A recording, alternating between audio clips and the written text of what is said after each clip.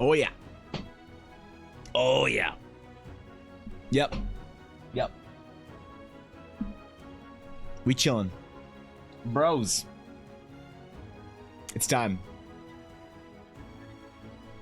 I'm legitimately nervous about the projects this week. I'm actually nervous.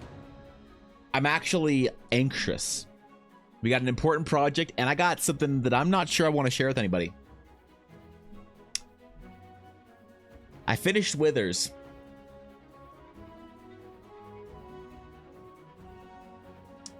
Twitter asked for sexy Withers.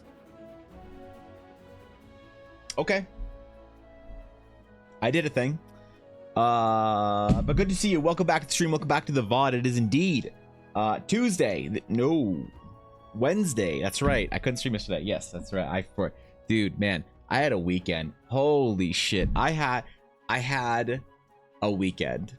It was a whole thing, man. I got off. Sometimes I get off stream, and thankfully life and people, you know, tend to let me finish my stream, right? When I have to, before dropping all sorts of nuts shit on me. Thankfully, everything waited until I finished stream on Friday. But basically, from the moment I finished stream on Friday till yesterday night, it has been nothing but chaos. It's been shit. It's been a whole thing. I haven't slept. I haven't eaten. I haven't gone to the gym. I haven't done shit. But I'm back, and I've survived. I'm here now. I come to you at this time like Gandalf the White or some shit. I don't know. But anyway, we're good now. The weekend is now over, which means it's time for bullshitting about D&D for at least 3 days. So I'm looking forward to it. Hope you guys had a good weekend, though, regardless. I did say that I was going to try and play some Baldur's Gate this weekend. I didn't. Nope. I had to get Withers done. That was the only Baldur's Gating I did, unfortunately. But I have plans next weekend. You see, I bought a new game. I know in the saga of me wanting to find new games, it's been a dramatic endeavor. But I have been convinced with a Steam sale. That's right. I bought it. I bought Borderlands 3. It was a little surprise, a little gem that appeared for me because I have been needing a game for a while. Preferably a game I can play with Ella. And back in the day, man, we played Borderlands. We played Borderlands 1 back in the day. That's got to be like 10 years ago now. That has to be a long time ago. I think we played it on my Xbox 360. Now that I think about it, at like my dad's place when we lived there. Maybe my mom's? No, it would have been my dad's, I think. But either way, I saw Borderlands 3 and I thought, you know what? Let's do it. Fuck it. Let's do it. It was on sale. It's $10. So I bought it. I bought a copy for me, for Ella. So I'm gonna play some Borderlands 3 this weekend. I have a new game. I'm excited about it. I have Bad Batch. I'm excited about it. And also, I have regressed. I have to admit, I have regressed. I'm not ashamed. I'm a little ashamed. But I have regressed in life. I've gone back to Blizzard games. Yep.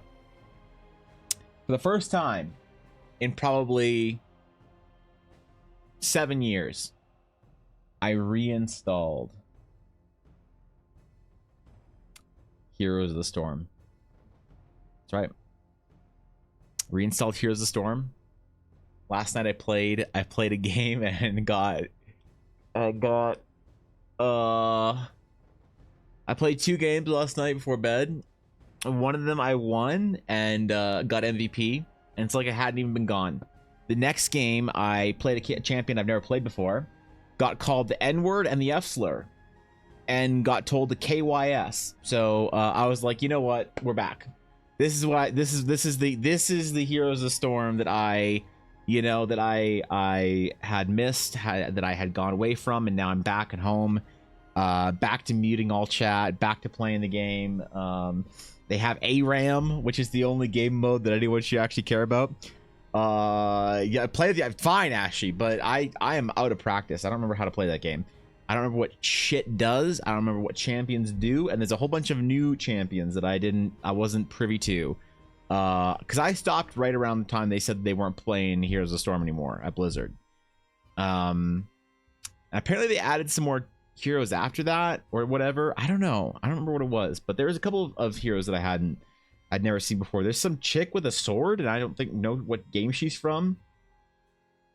I don't fucking know. It's a whole thing. Anyway, yeah. So download Heroes of the Storm. Got Borderlands 3 all ready for next weekend. I'm excited about that. We'll see how it goes. I did get a little bit of time. I had some stuff to do. It wasn't anything big, but I had to. There's someone dealing with sick. Whatever. It was a whole thing. But I did get some time at home this weekend to do some work, and I did, in fact, draw Withers. And I'm scared. I'm scared to. Here's the thing. I'm scared to change. I feel like once it's like Pandora's box. You can't close the box once it's open. You can't put the toothpaste back in the toothpaste tube or whatever. You can't. People can't unsee things. Once you draw something in a certain style. Or a certain, and this is a new style for me. I did a new style. I learned a little bit of a new style. I'm trying that popular sort of Sam Yang style ish. Halfway in between my style and halfway in between anime. Oh God. Did a couple things, man. We'll see how it goes. I don't know. Been distracted with stream topics. Yes. What must I be distracted with stream topics, Thorkin? Stream topics. All right. What do we got here? Oh yeah, I saw this. I saw it was Pokemon Day. It was Pokemon Day yesterday, right? And they decided to change the dino for Pokemon Day or whatever. Yeah, what the fuck's up with that? I don't wait. That's not a good. That's not a that's the incorrect People Riot. As nowhere near as why is the other wait. Oh, this is just Madge. Madge doesn't work. It has to be this one. This one's seething. Absolutely seething. Yeah, so it's Pokemon Day. New stuff actually is being announced for Pokemon. That's pretty cool. There's a new trading card game app. I'm gonna download it. I'm never gonna pay money to it, but every time they give me a free booster pack, I'm gonna open it and be like, huh, that was neat. You know, because I don't buy trading card games anymore, and I miss it. I miss it. Yep. No, Pokemon Day, what else was there? So Pokemon Day was cool. I did the Withers sketch for my first ever piece of Baldur's Gate 3 fan art.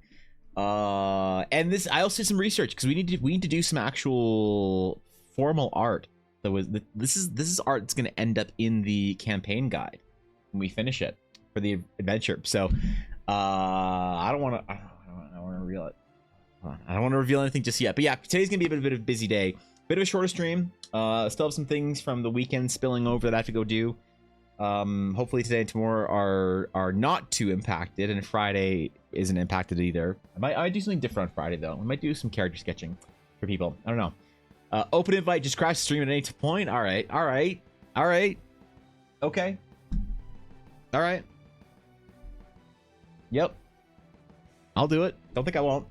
Can't wait Pokemon copy my birthday. Trying to get some clout. Oh, that's right. It was your birthday. Wait, I thought your birthday was tomorrow? Was it yesterday? It's sometime this week. So shit. I'm sorry, Ash. I'm sorry. I didn't. Damn it. I didn't say happy birthday yesterday. Happy birthday. Thanks for sticking with us for another year. You know, I know it's rough here out on planet Earth, but you know, rather than just digitizing yourself and going into an MMO like Sword Art Online and living your virtual reality life as an anime waifu in a MMORPG where you attempt to stop a mega corporation from taking over the world via your in-game exploits. Instead, you decide to stay on this planet for another year. Excellent work. I don't know which birthday this was, but I'm gonna assume it was, let's say 31. Happy 31st, Ashy. Happy 31st. It was good. Hope you got some prezzies. We got some cake. I really don't like the stairs. They're always up to something. They are always up to something. I don't trust stairs. Escalators seem like they're on the up and up. Elevators are moral and good, but stairs, I don't know. Like stairs are always planning something, you know. Did you ever look at the meme I posted the other day? The meme? No, I don't know. When did you post the meme? I've seen no meme. I know not what meme you speak of. Yesterday was that today's D&D and the subathon is forever. Oh, that's right. Yeah, that's right, guys. Go over and hang out with Ashley today when she goes live. Ashley's been working hard. All right, it's a birthday subathon week, and I'm there for it. Yep, I'm invested. It's like holiday specials in manga. Every year we have a Christmas episode, but 17 years we're still in the high schoolers. Oh, okay. Yeah, we're still okay. So we're doing the Ash Ketchum. Got it. Understood, Ashy. No, I'm of the opinion that I like turning older sagely years. I'm okay with that. You know, I have some friends that are just like, oh, teehee, I'm 25 again this year. You're like, okay, all right, I get it. No, I think it's great, man. I get more respect. I get more acknowledgement. You know, as a distinguished man in his 30s. Right. Still queuing up in Heroes of the Storm like I'm 25. When did Heroes come out? Probably around there, around 2015 or 2014 or something like that, right? Damn, playing Heroes for it's a long time. Well, thank God I don't have to play League anymore, because yeah, I went on actually a bit of a dive on League of Legends. I went on a quest, let's just say, to I talked with a friend of mine who's a dev, and we did a little research, and we found out a couple things that I would never accuse Riot Games of doing. There were a couple things that were suggested that I would never accuse Riot Games of doing, and I said, yeah, all right. I felt that. Fuck that shit, man. So, you know, something like that. It's meme room and Discord. Question: would you play SAO if it were real, not just a death game? Would I play SAO if it was real? If it was a good MMO, I would. It would have to not be anime trash, though. Yep. For me to really play a game for a long time, I'd have to have an art style that I actually respect. So it couldn't be anime trash. It'd have to be something interesting. If I play it, you know, I like Japanese MMOs. Japanese MMOs are really grindy. They're really brutally grindy. And I used to play this MMO with a couple of friends that we basically bounced onto a Japanese server, and it was a whole thing. But played them in about 2006, maybe. And it was my first Japanese MMO. Japanese language, Japanese everything. Oh boy, was that game toxic grindfest. You know, it is. I was amazed. I was amazed as to how much worse grindy games can be in Japan for MMOs than they are in the West. You know, we thought EverQuest was grindy and toxic. Nope. Like Phineas and Ferb, where years of episodes just happen over exactly one summer vacation. I don't think I've ever seen Phineas and Ferb, to be honest. I think I know the character, or at least one of them, the little kid or whatever, but never watched an episode of Phineas and Ferb. Only looking today, we have D&D. I have 112 out of 72 HP. Life is good. That's pretty good, man. You're okay. You're probably not going to get TPK'd then. Good luck, Bylong. Good luck, man. Using your Black Dragon art to TPK the party tonight. Any special abilities you want to have? Ooh, man, that's good. The Black Dragon. So the Black Dragon, the abilities I had were, it had a claw and a tail attack, right? The whole World of Warcraft dragons don't stand in front, don't stand behind. It had a the two like weird attacks that it had. It didn't actually have a breath attack. It had a when it phase transitioned to the celestial version, it had this like celestial wind sort of thing that functioned like a breath attack, where it would beat its wings and like cosmic stardust or whatever would come out and deal damage in AoE and do a bunch of stuff. And it could also summon a gravity well, which would pull players towards it that they'd have to make strength saves to break away from it or whatever. So yeah, it was pretty cool actually. I don't know. I'll try and catch the game if I can. I will. I think I'll be out tonight, so I'll try and catch it. Most important character out of Phineas and Ferb is the Platypus Spy. Really, I feel like I'm missing out on something. I feel like I'm missing out on culture here. You know. Oh, Nexy Whelps, good mention on the WoW. Yeah, there you go. Yeah, many Whelps left side. Even side, now handle it. I actually did dude, I had a raid boss encounter that was just on Exia one time in D&D, and my players like figured it out almost immediately, and they're like, this is just on Ixia, Evan, this is not original. I'm like, okay, but are you having fun? They're like, yeah, this is fucking awesome. I'm like, all right, what are you complaining about? I actually sent my players to a dungeon once that was just World of Warcraft bosses. It was, first boss was who's the fish from Serpent Shrine Cavern? Whatever the fish was, I forget. The boss you had to fish up. And then it was Onyxia. And then it was and then it was Cro-Magnus. And then it was Patchwork. And then it was Twin Emperors. Yeah, it was the whole thing, man. I love ripping off World of Warcraft bosses for D&D. D&D over the weekend, I ran a festival and introduced the persons of interest for a murder mystery. Ooh. D&D murder mystery, you say? I don't think I'm smart enough to run that. Yep, I try to avoid mysteries in my D&D game. I'm not smart enough for it, you know? It never works out for me. Except for that one time we did an entire mystery campaign. My players got frustrated. I thought it was so fun. I thought it was so clever.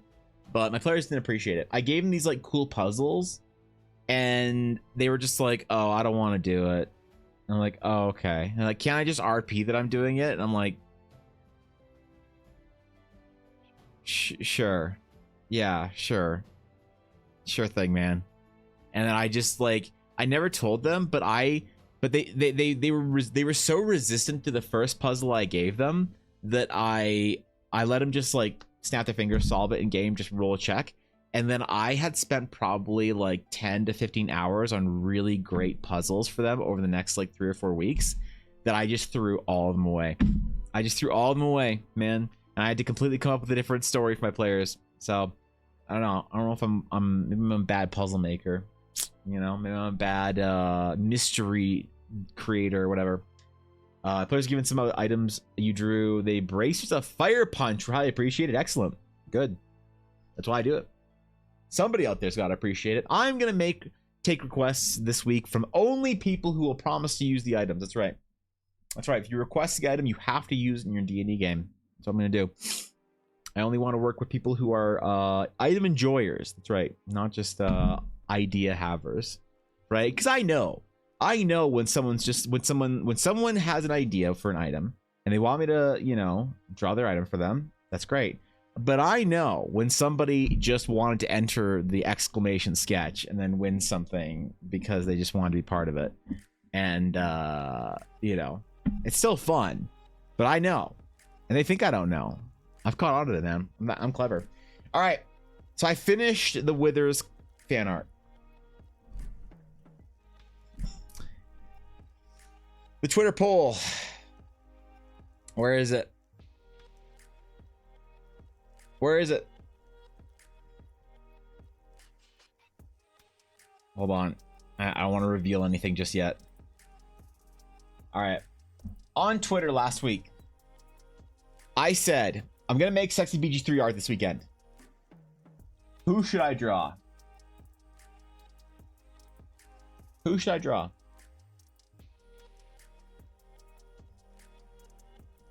I was not expecting it.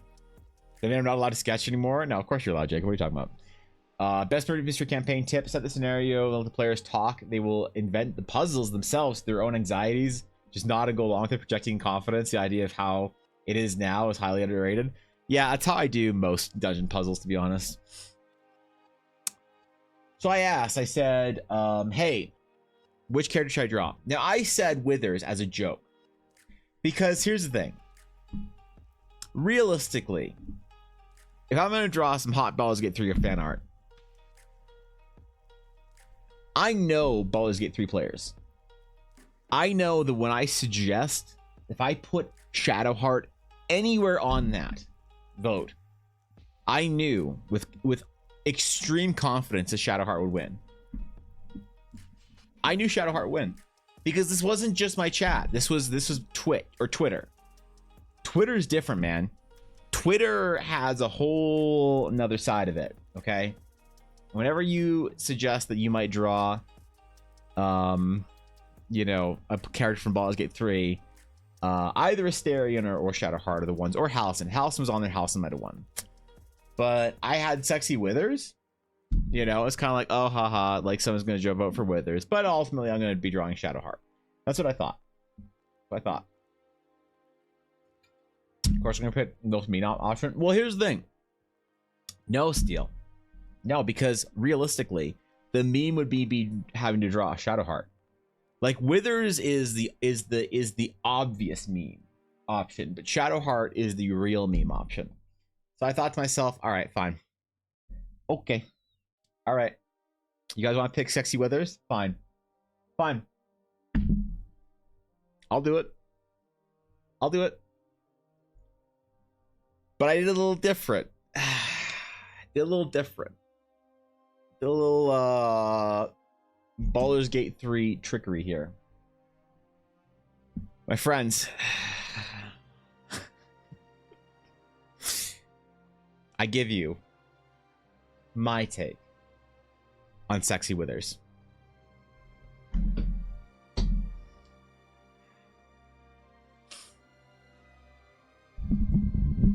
Bask. Bask. I bask in your instantaneous awe. That's right. You thought you could fuck around? You thought I was gonna draw an old man? Ha!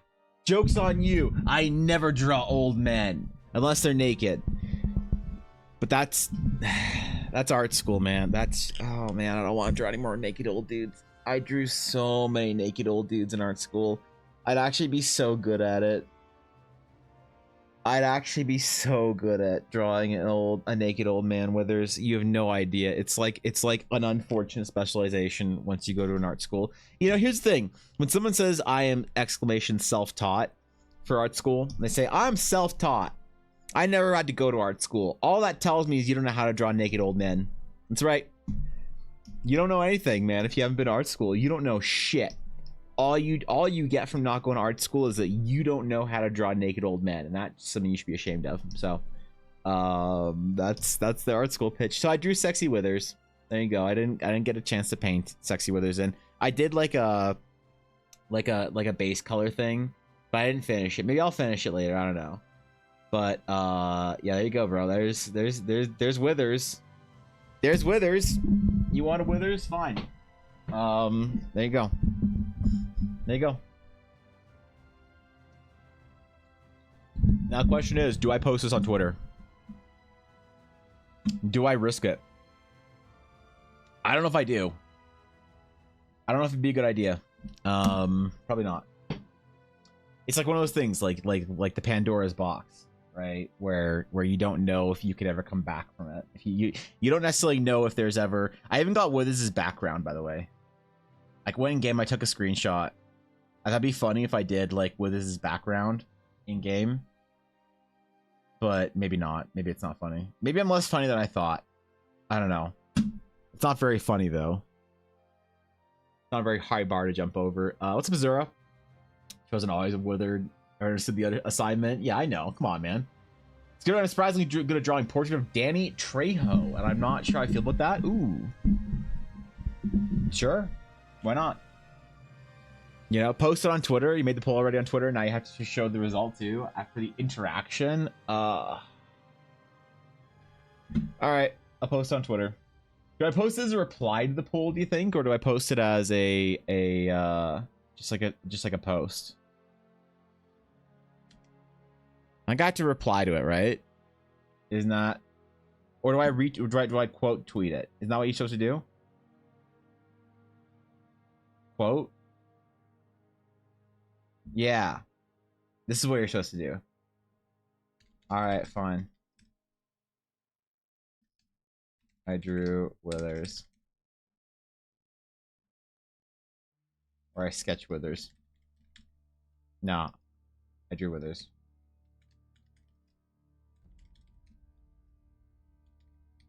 Weirdos.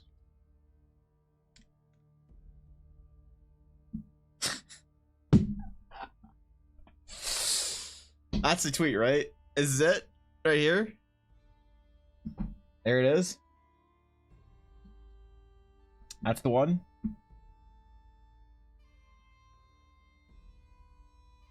Yep. Okay. There it is. All right, man. There's a tweet. We'll see. We'll see. What if I just like triple in followers overnight after posting? Dude, I can never come back from this though, can I? I can never come back from this. Like, people are gonna ask me to do shit in this style, aren't they? They're like, hey man, I really like that kind of like that anime thing that you did with the Withers piece. Can I get my character like that? I'll have to say, sure, but it's gonna cost you extra. It's gonna cost you much extra for. If I have to trade my soul for it, why are there already 3 likes? Can you go? Why are there already 2 retweets?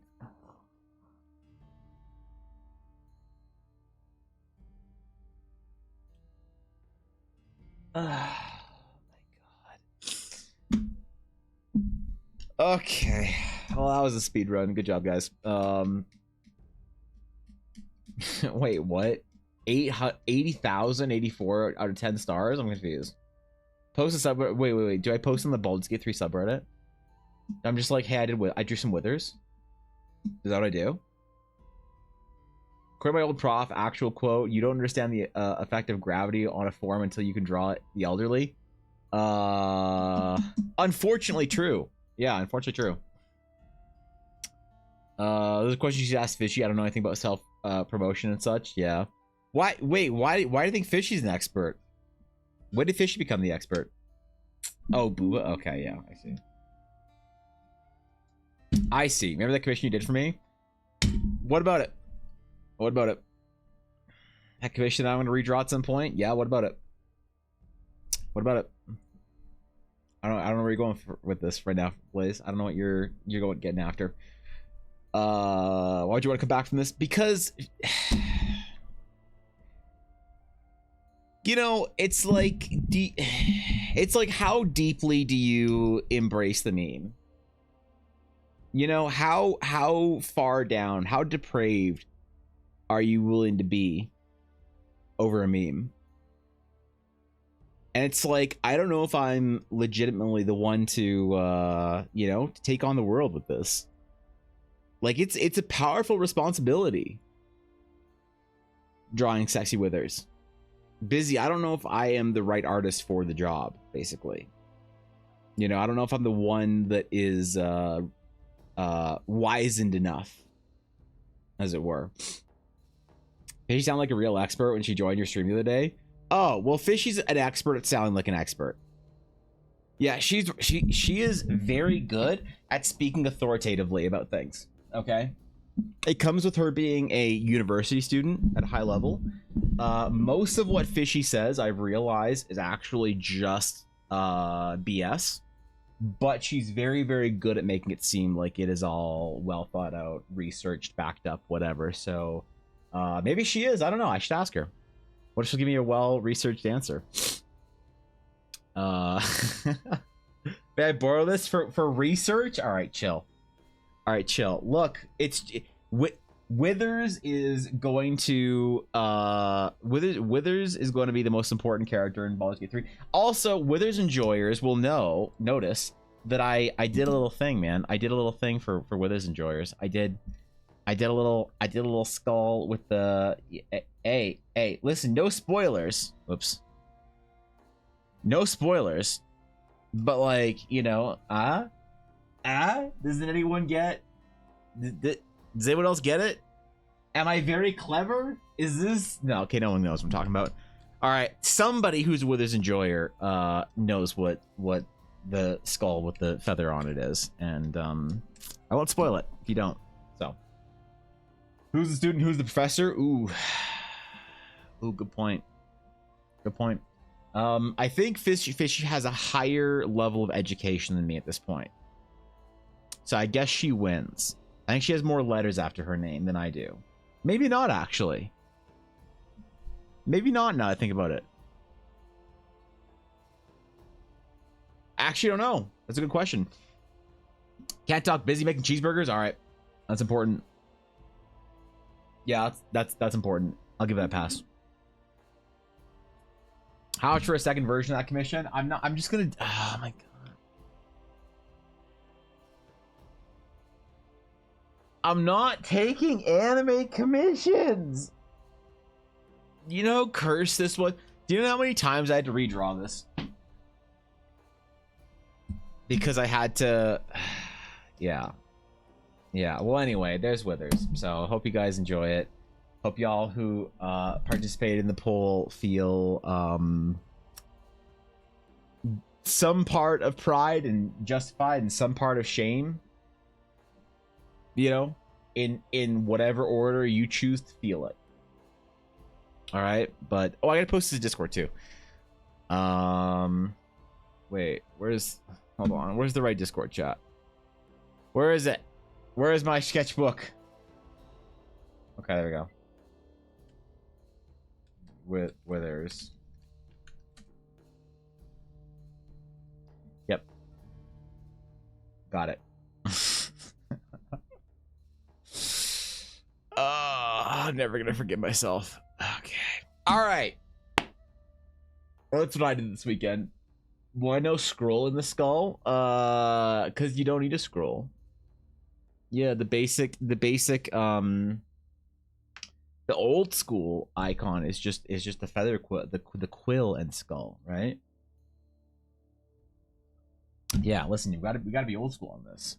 I don't know what kind of new school ass looking death god deity emblems y'all have in your D&D games, but back in my day, we didn't have a scroll in the skull.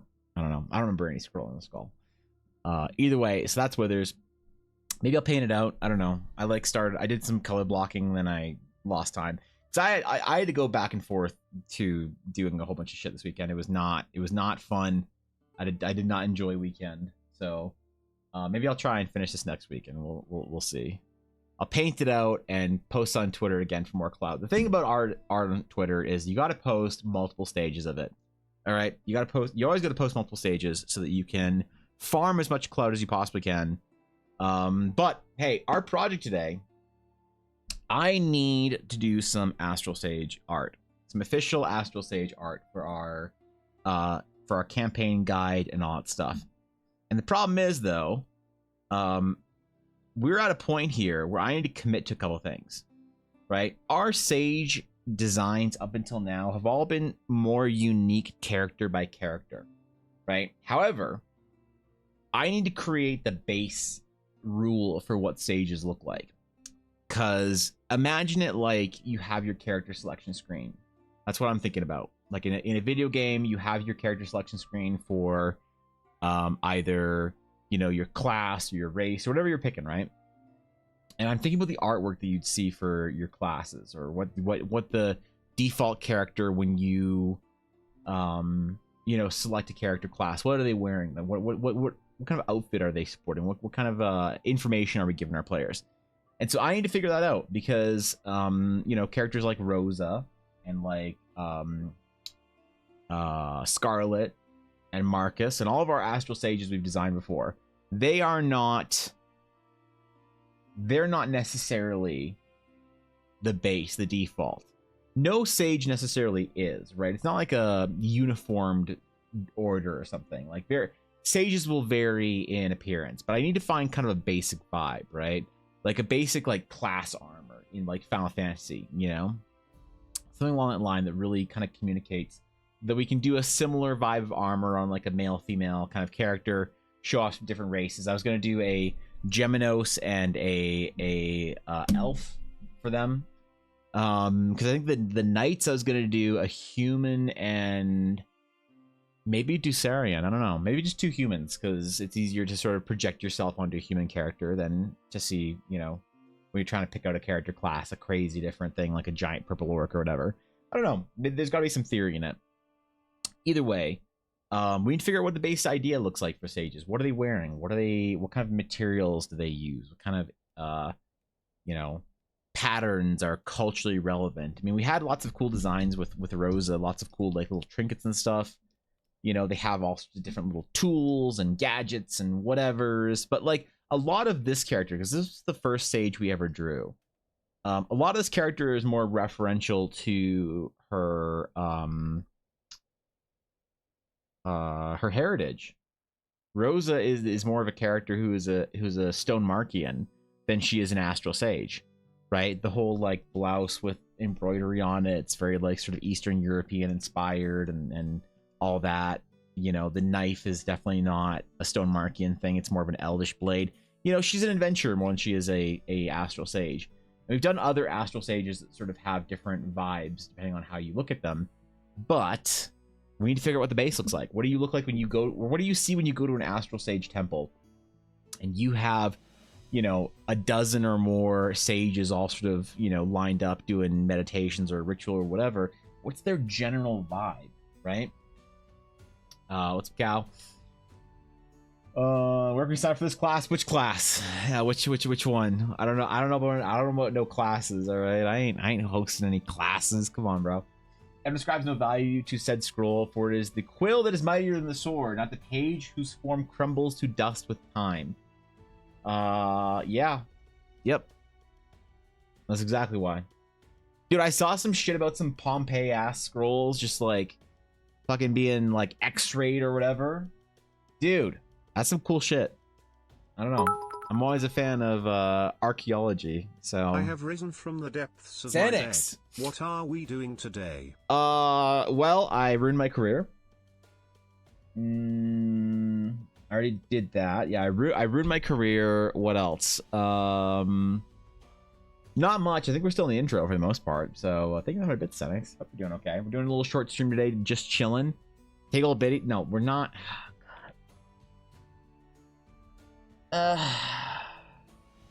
You draw one sexy withers, man, and then suddenly you're stuck. You know, class design and concept work for Astral Sage. Well, it's not a class 4 design. It's class design. D&D class design. No. Hopefully the class will be playable soon. I need to finish the art for it, and then it's basically ready to be released. So, yeah, that's where we're on the last steps of it, and then it'll be in the Discord. I'm very excited about that, but we need to figure out what our base look is going to be for our sages. I'm thinking like something not super magey. Like I don't necessarily want to draw them like, you know, big flowing robes that you know, big flowing mage robes that wrap around and I don't know, form large tunics. Like I don't necessarily want to do stuff like that. I don't necessarily want to do stuff that's gonna be like super, you know, monk like whatever. I want to kind of find something in the middle, you know. We're still in the intro. Good. So a normal stream day. It's only 10:49. I started late. What are you talking about? I've only been streaming for 46 minutes.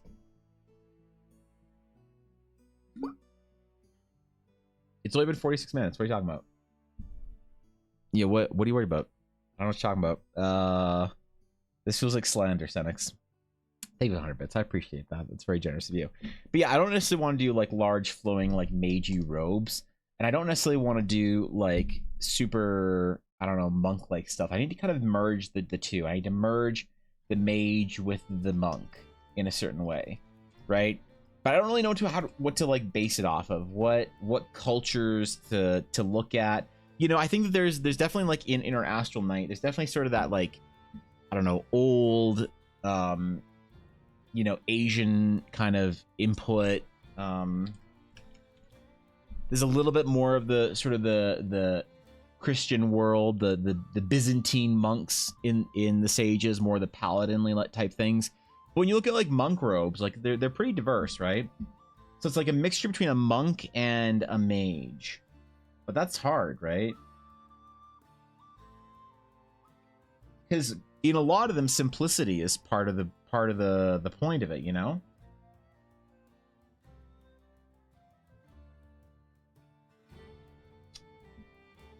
And I don't know if simplicity is what we want to go for here, right?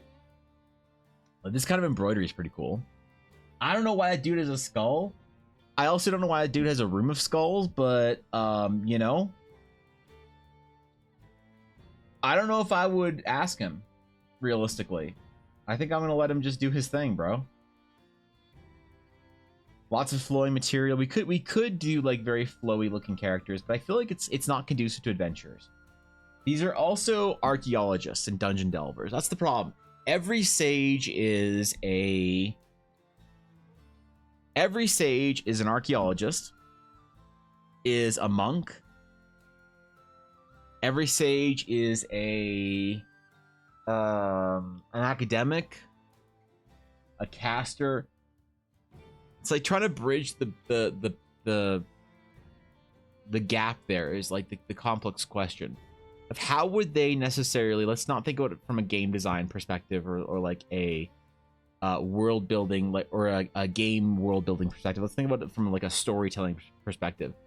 What would they develop for their clothing culturally as a general sort of rule? Would they wear more of the monastic type stuff in the temples and then change for whatever the occasion is, you know, or are they generally just kind of doing their own thing? How unique is the order?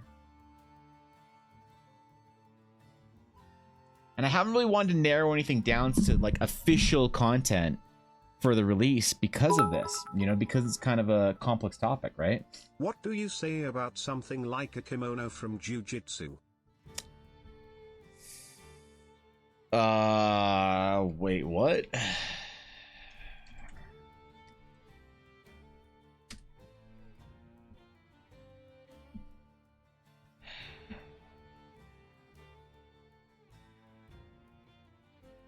Yeah, I mean, that's like the standard, like, judo, karate, general Japanese martial arts robe type thing. It's good because it's definitely efficient, right? You definitely have like the efficiency of material and stuff built into it. This is basically the same thing that we wore in judo, you know. The gi is basically the same thing.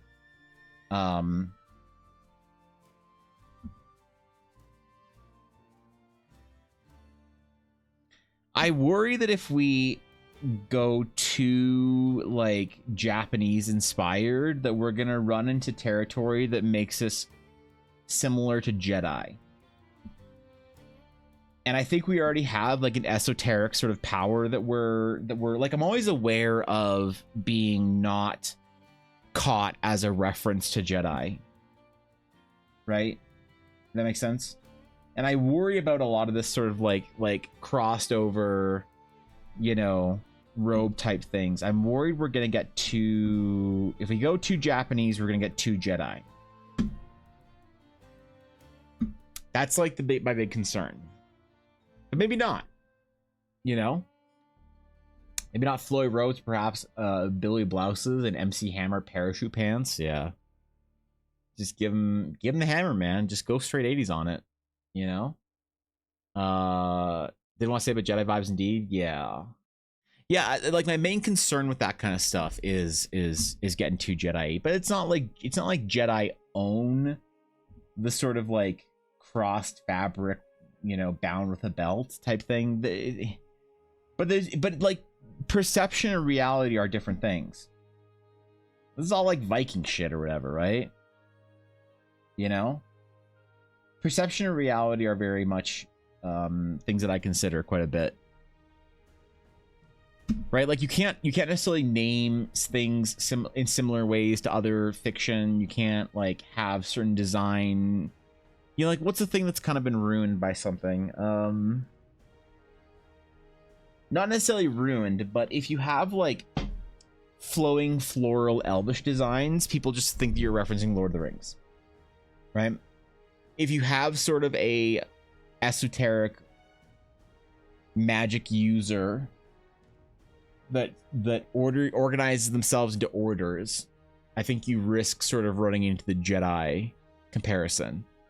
You know, like, you know, one of the things that people don't necessarily realize they do it, but one of the most sort of annoying things people do is when you have an idea and someone thinks they're very clever by being reductive about it, you know. And I get why they do it though, because your brain wants to recognize patterns, right? And so a lot of times when you think you recognize something, you want to like say it because you feel clever. And sometimes it's a little bit like, I don't know. Helipsis, did I say it right? Thanks for the follow. I appreciate it. Thank you for the follow. Welcome. But so for instance, if you have like a story of a vampire slayer going to a castle, and somebody in chat's just like, oh, so it's just Castlevania. Cool. Right? It's like, I get why people do it. Everyone has the urge and the pull to do that. I do when I'm listening to someone's idea. And I always just try and refrain from it because I know how annoying it is when you have like a cool idea that you're trying to be really original and interesting with, and someone's just like, oh, it's just like Jedi, you know, mixed with like Knights of the Round Table. Cool. And there's nothing more frustrating as like a world building exercise than to have somebody just be so reductive about it. And it's just like, well, they're not wrong, because that's what people are going to think about it, you know? So I'm always like open to those kind of like, not criticisms, but like, I don't know what you call it, people pointing it out or whatever. Observations. I'm open to those observations because I think they're useful. It's useful for when somebody reveals that your idea is maybe common enough. But it is very annoying and whatever. So yeah, we have to be careful because we can't tread on established ground until we've sort of proven ourselves a little more, I think. You know? When I go with like a duster jacket, something with lots of pockets, utilitarian, because it can look very stylish with a belt. I feel like the like jackets and coats and stuff like that, the sort of the Western style jacket kind of decomposes some of the traditional monk like garb. You know? There's just a thing about it that feels like it's very like martial. It kind of fits with the rogue. It kind of fits with whatever. But like for me, things like jackets, in the way that we have sort of modern jackets, kind of really take me out of the fantasy realm a little bit.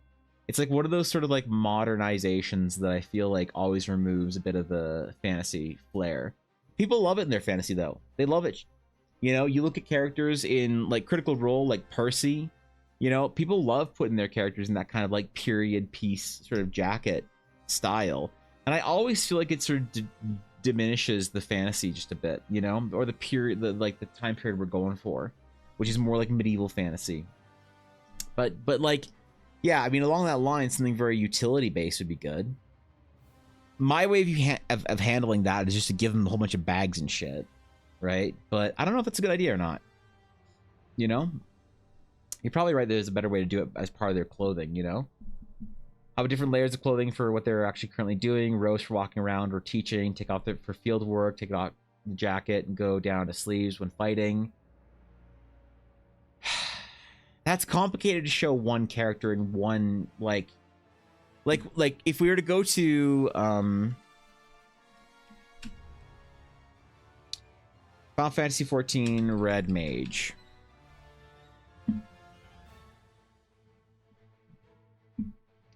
Right? Like their attire is very specific.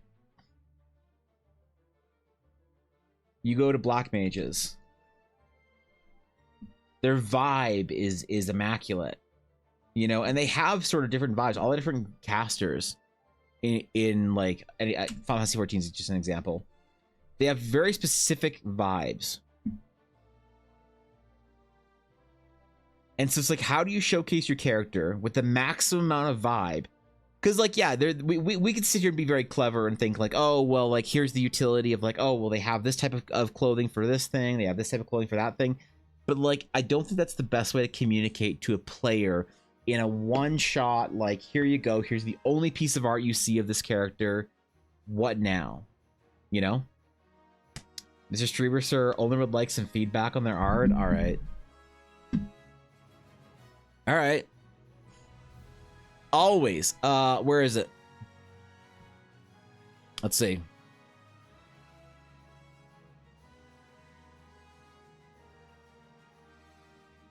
Hold on. Where is it?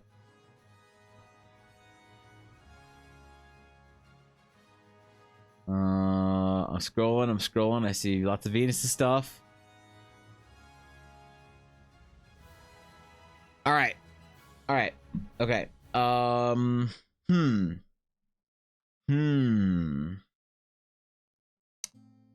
I would say that this is probably one of the best demonstrations of anatomy that we've had in our Discord for a while.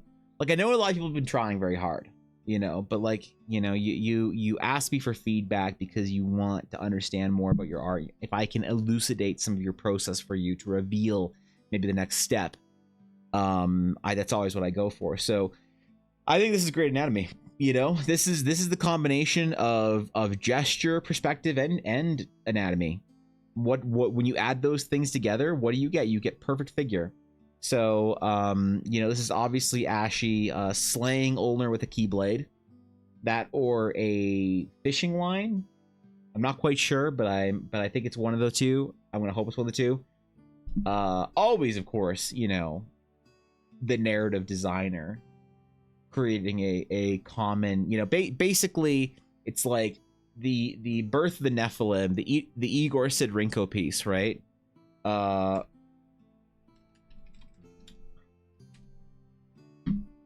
don't see much of a difference necessarily between you know, these two pieces of art, Birth of the Nephilim and this, right? Very much a masterclass in storytelling. And of course, second piece, I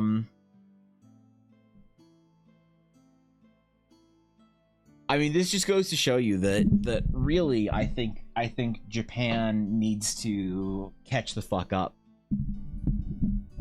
right? You know, obviously this is Ashy of Heart, with Keyblade in hand, and I am disappointed that Japan can't make an original design, right? Because I know from seeing work like this from Ulner that Fato Stay Naito, as it's properly pronounced in the native tongue of Japanese, has been ripping off Saber designs from Ashy of Heart for years. And I think this is great. Ulner comes back out and says, "Nope, it's my design. Get wrecked, nerd." You know, this is great. I love this. This is beautiful. I'm impressed. I'm actually impressed. These are cute. This is very nice. This is very good. It's very nice. I like it. This is good shit. We need an Ashy of Heart Keyblade swinging emote, an animated emote on your channel. I know it's a lot of work, but I need like an Ashy just like smashing something with a keyblade or whatever. Look at my puppy and stream topics. All right, we're in Discord right now. Before we get back into work, we'll do a bit of a dive. Dude, they're getting big, bro. They're getting big. How long or how much walking does this team require in a day? Because this is impressive. You take on a big challenge, Steel. I'm impressed. I'm impressed. Just the need to change clothes every time you change activity seems counterintuitive. Most people probably wouldn't understand the different outfits are the same class. Yeah, so it's like I need like a one and done piece of art that's sort of like a lot of, okay, so what's the difference between a lot of these classes? If we go to we're gonna use Final Fantasy as an example because it has 3 different magic casting archetypes in one game.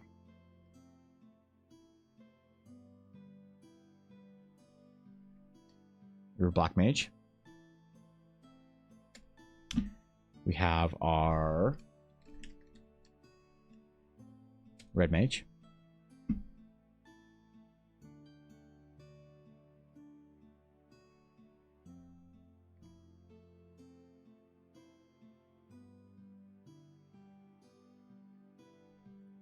We have our white mage. I'm not including blue mages. Why? Shut up, nerd.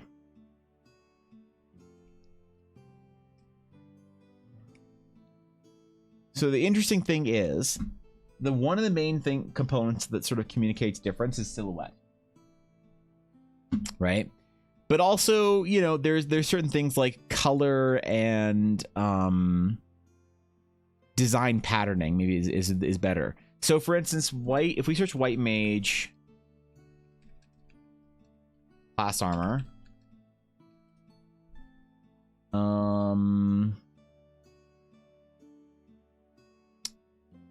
Good example here.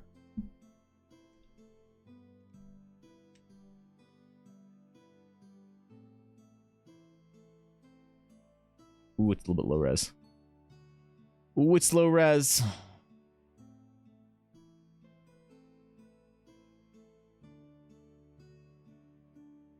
It's okay. We'll be all right. Let's do this one.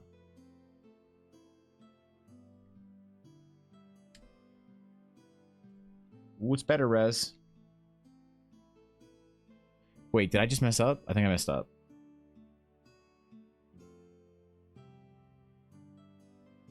Yeah, I think yeah, okay, we're good. So all of these sets, these armor sets, this is where video games do this very well. All these armor sets are from the same game for the same class. Now they all sort of have similar silhouette. They all sort of have similar design motifs, and they all sort of have similar colorations. So you see a lot of these like spiky sort of patterns, the kind of like, I don't know, jestery kind of garb at the end of their cuffs, lots of like tight wrappings, you know, especially around the head and neck, things like that. Collars giving way for veils and stuff like that.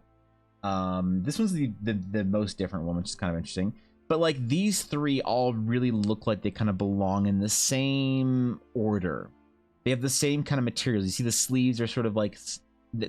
The sleeves are kind of like simplified here and sophisticated in these two. Like they go together. This is the thing we need to achieve for the Astral Sage. We need to figure out what sort of vibe we can give them that makes it unique. So when you see an Astral Sage, you're like, that is different than a wizard, than a warlock, than a cleric. Jesus, I forgot clerics existed for a second there. Holy shit, I forgot clerics even existed. God damn. The Bonkfoot Keyblade? Yes.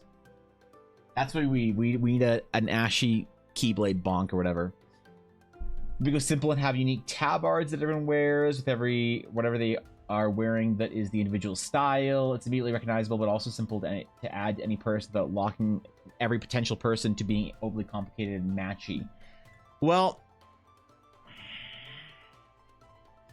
So that's a great idea with a big flaw. It's got a big strength to it and a big weakness. So I thought about something similar to this. Because what you're sort of suggesting is that we kind of maintain consistency through iconography, right? All Astral Sages will wear the great banner of the Astral Sage, right? It's kind of like Paladin orders, right? Our tabards are important in ways that we sort of organize paladins. So we have our Growlhammer paladins, right? Amelia has her tabard on underneath her armor, whereas another paladin, played by the same person, from the same order, has her tabard on over top. And so you get the same sort of vibe here, right? The same kind of like idea and iconography. We have the same order symbol, the Growlhammer's, you know, hammer with fist on it, basically, through both these characters. You know, we have references to those symbols and stuff together. But the problem with a mage or a caster doing that is we want to build a lot of identity for the order, right? Think about it like playing a Star Wars Jedi. If you are playing a Star Wars game and you want to be a Jedi, you want to be this cool Anakin Skywalker, you know, goes against the Jedi code, doesn't wear the thing. You know, you are the original individual one, right? The issue is, if we don't create the rule for it, of what standard issue off-the-shelf Jedi or Astral Sages or Black Mages or White Mages, if we don't create the general rule for what they look like in a standardization, we don't build currency. And so when you look at all the White Mage armors, right, or all the Black Mage armors, or whatever it is, whatever thing you want to pick in a game or you know, a setting where you are going to have lots of different, you know, outfits designed as per one class goes. The thing that you're going to run into is that people see white mage armor sets and they're like, that's fucking cool, dude. And you build currency in that you create a very strong identity for them. Then people will take the cool part of that currency. Did you know? Ravens have 17 flight pinions, while crows have just 16. The difference is a matter of opinion. Ivan will deal with it. This is our retribution, isn't it, Viddy? For drawing sexy withers. Fuck. Thank you for the 16 months, bro. I appreciate that. Thanks, man. Thanks, homie. Appreciate you. How you doing, Viddy? So yeah, so when people see things in games or in movies or whatever, where they're like, oh, the sages are so cool, the Jedi are so cool, the paladins are so cool. One of the reasons they say that is because they have a very strong identity. And then you as the player get to go be the different one. You as the player get to go be the crazy, different, unique version. But if we showcase that all the sages are very different, then that kind of gives people permission that what I see, in my opinion, is they're already going to do, they don't need permission to do that. People are going to make their sages look wacky and weird and crazy and all that kind of shit, all on their own. And so if I can create the rule or standard of what they look like, then that builds the identity. It adds currency. We're gaining currency, not spending it.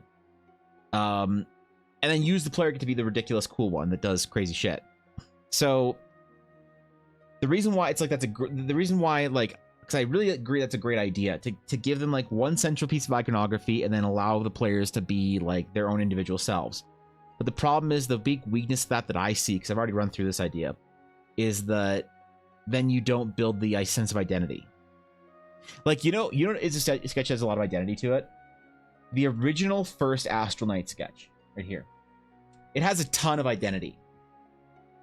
They're cool, slender figures that, have these Astral Knight tattoos. They've got white, silvery hair, long blades, and black armor that they wear on their, extremities. And maybe on their body. You don't fucking know, man. Who knows? But the thing is that it doesn't have a lot of room for expression then, right? And so, is it good? Is it bad? I don't know. But obviously the Astral Knights are different from this, and we've evolved them quite a bit from this phase. But the whole point is still there. It still remains that, like, they've created their currency. They've built it. Hold on, why is my Photoshop not? Oh, there we go. Wasn't lined up. Okay, there's things off the Photoshop page that I was seeing that you guys weren't.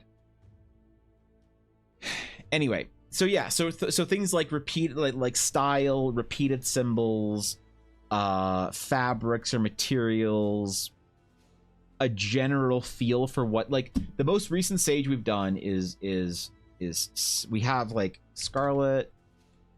We can just get all of our sages up, actually. Maybe that's a good idea. So Scarlet, example of Astral Sage. There we go. Let's get some line work up here. Ooh, that's not what I want to do. That is Sexy Withers. That doesn't belong there.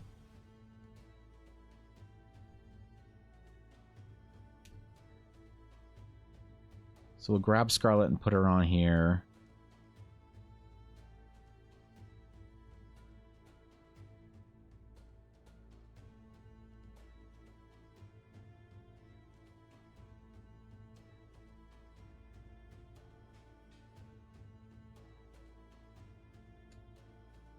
We also have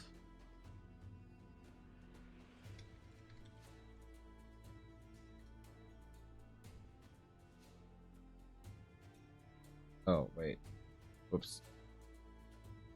Oh no, never mind. We have. I really wish we had had time to finish the other one, because honestly, like, I let chat vote on which one we wanted to finish that day, but I wish we had gone back and done both of them.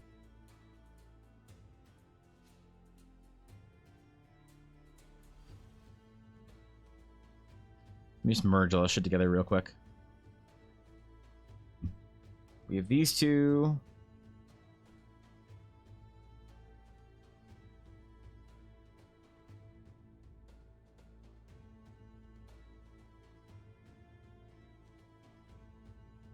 And then we have Rosa. So we have a couple of designs already. Right? Which I'm kind of referencing like our monocled elf. I already, when I did the anatomy sketch, I'm doing our monocled elf for our male astral sage because we never got a chance to do the art that I wanted to of him. So that's like part of it. But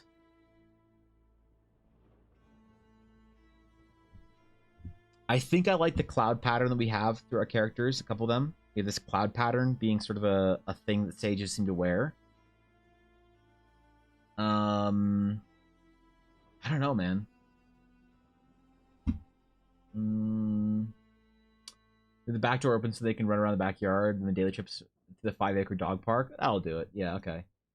You're such a good black mage. He transcends realities. Vigor is my current VR chat avatar. Thor, can I agree? Important note is the consistency across expansions too, because they'll get a new outfit in the same vibe. Yep, it's like I think Final Fantasy 14 is a masterclass in class identity. You know, so what shapes need to be repeated in the Astral Sage with the white mages, triangles. Yeah, so our sages, we have these like rings, right? So this is a good sort of like starting point here, is to evaluate our sage order rings that we've kind of created. Rings are an important part of their design. Also, these sort of like kind of, I don't know, floral sort of like petal shapes, floral petal spiky bits. So we could see that around like maybe, you know, her patterns across her, or like right here on her pants, leggings, whatever. There's a little bit of that already in this character. We've built a little bit of identity out of Scarlet, but do we give all of our sages this sort of like kind of like cut off like robe type thing, like this more of a, I don't know, like a Northern Asia monk style thing, as opposed to kind of our Japanese island monk thing, or our straight up, you know, Eastern European vibes, right? Cloud spiky forms, all spiky elements. Yeah. So we have some patterns we can sort of reference, but really we're going to be kind of selling them here. We're going to be kind of like solidifying them in a certain way. Yay, Withers. Yeah. Okay. I'm disappointed in myself for drawing Withers, to be honest. I swear, if this becomes my most liked tweet, I'm deleting Twitter. I'm doing it. I'm just straight up deleting Twitter and going straight to Instagram and Threads forever. Anyway, does my sage count for that list? I don't remember what your sage really looked like as far as their outfit steel. TTS pronouncing deal with it was so on point. It was actually, that was pretty impressive. TTS sometimes gets it right, Jacob. That's fair. Wait, did you make a command, Blaze? Does this link to the fucking... This just links to the Twitter post. What?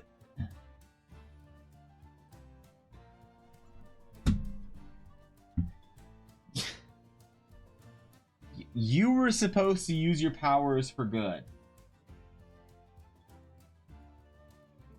This is like my shameful Twitter post. You know, wait, hold on. I just feel... Hold on. Okay, thank God. All right. Anyway. Anyway, somebody start a tracker for every time I threaten to leave Twitter. It's at least once a month, you know. Sometimes bi-monthly. I don't know. My sage history dog. What did you do for your sage? All right, hold on. How'd Steel draw their sage? Oh yeah, spiky bits. Yep.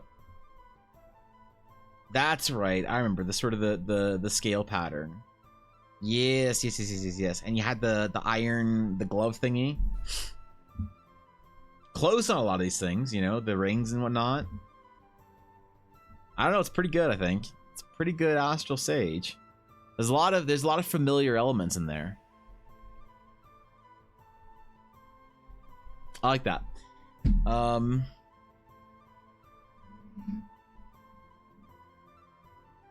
We could also show off like 2 different sort of vibes for our sages. Give it a timer to auto post.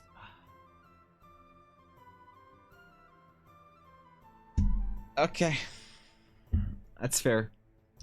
Yeah, you could have Blaze, I suppose. A lot of orders hold certain numbers in reverence. So the sages actually tend to hold the number 6. All of their stars, and this is one thing that Steel got almost right, is that their stars are all 6-pointed.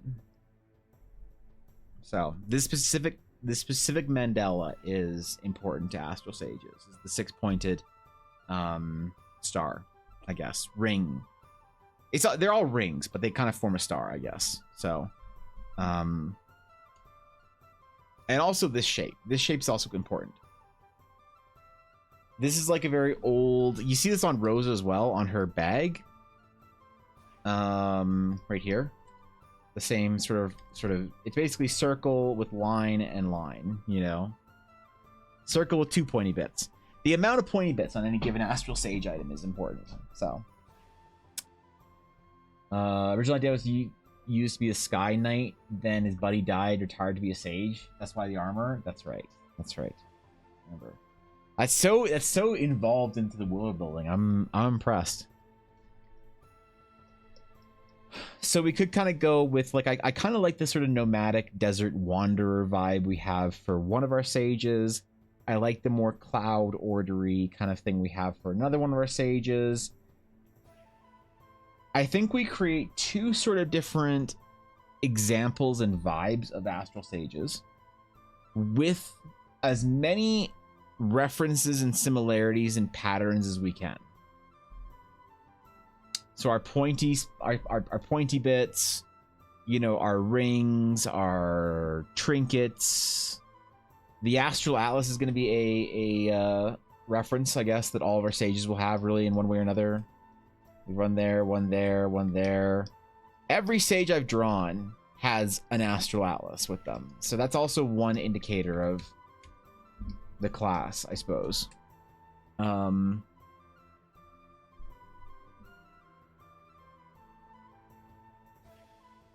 of it is also going to be in description, I think, of like the question is, do people actually read those blurbs in classes? I feel like they do. I feel like you wouldn't in a video game, but you would in a TTRPG. There's a blurb about like, hey, this is what the Astral Sage is. This is where they're from. This is what they do. You know, I feel like in TTRPGs people will read it. Games, probably not. Like video games, no. People don't read that shit. They're like, oh, Paladin, cool. Click the button. Go kill things. You know, but in a TTRPG, I feel like people are more involved in that. So Gaunt, spiky bits, circle, compass icons, things, number 6, clouds. Yeah, we have a bit of a picture we've painted already, but like, how do we crystallize those elements, you know? Because it's easy to take those elements and design a different character with it. But once we're like kind of committing, you know what I mean? It's like harder to stick with it in certain ways. Because although I will do many sketches and drawings of Astral Sages, the most important ones for deciding vibe are going to be the ones in the book right next to the class.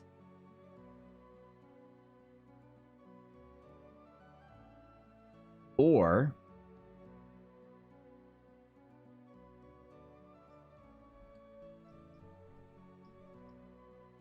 do we just use Scarlet?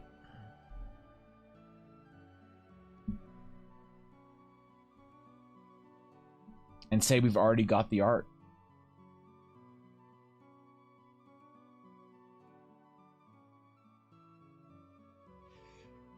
Ooh.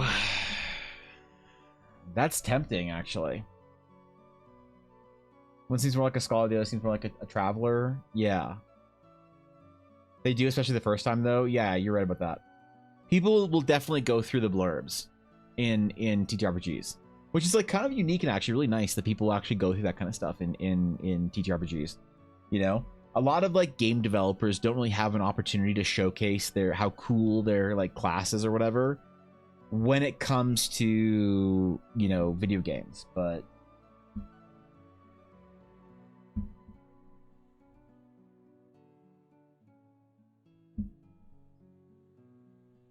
could make a couple little tweaks to the character design. And shit, man, that could work actually. Now I'm thinking about it.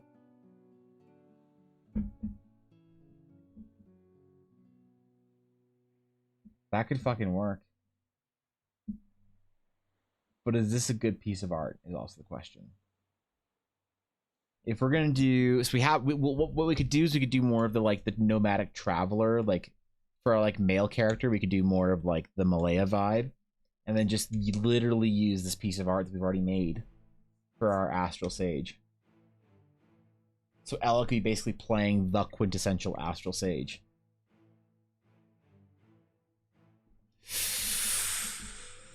Ooh, now I'm tempted.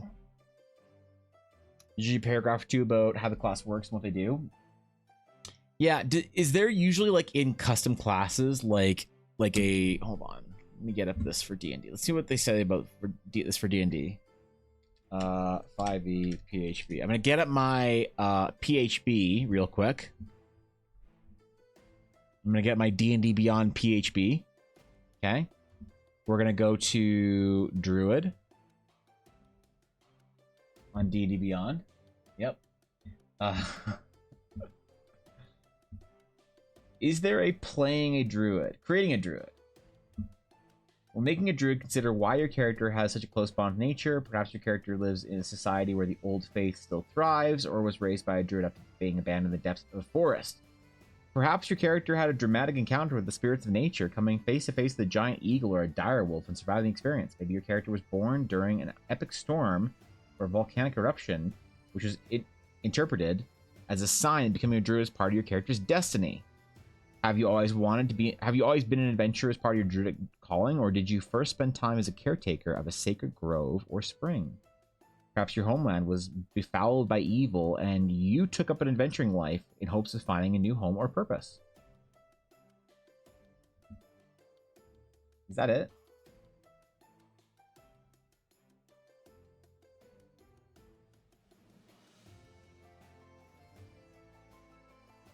Druids and the gods. Like, there's not a whole lot of information, I feel like, about how to play the class, what the vibe of the class is, you know?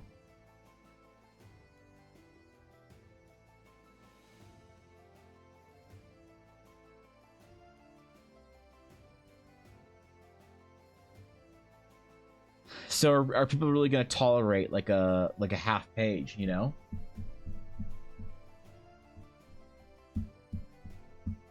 I got in trouble a lot in class because those descriptive blurbs are often the only thing I read. Yeah. Yeah, alright, fair.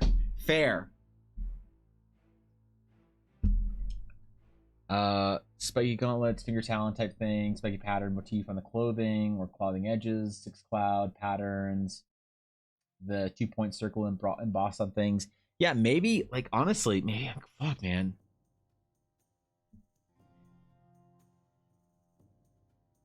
Maybe we use the art we already have for Scarlet. The question is, like, do I want to commit to this being one of the 2 depictions of all Astral Sages? I don't know, man. Is it even a good piece of art? Does it represent all that shit?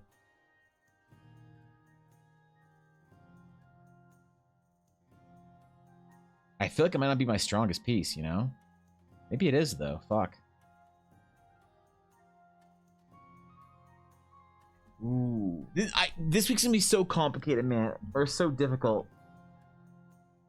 This problem is, like, actually pretty big.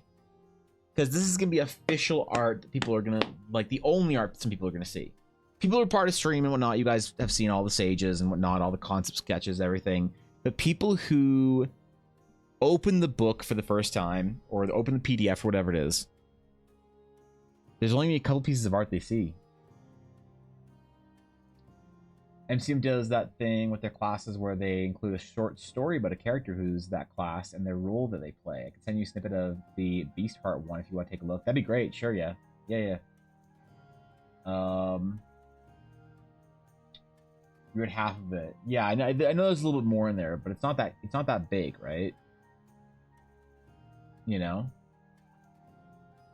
Astral Sages are anime girls confirmed. No, stop. No, there's nothing the Astral Sage and Withers have in common. Withers is not an Astral Sage.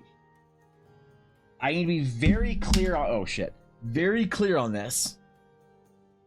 Withers is not an Astral Sage. There are no sage patterning anywhere on this character. Okay? This is just an acolyte of Jurgle. Spoilers, I'm sorry. You haven't finished the game yet, don't worry about it. I'm just memeing.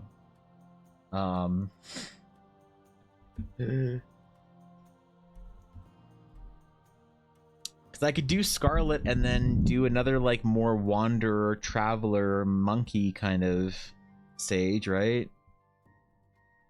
Get those monastic monk vibes, get those more trinkets and stuff to show more of the like the caster and more of the like archaeologist vibe. Send. All right, what do we got here?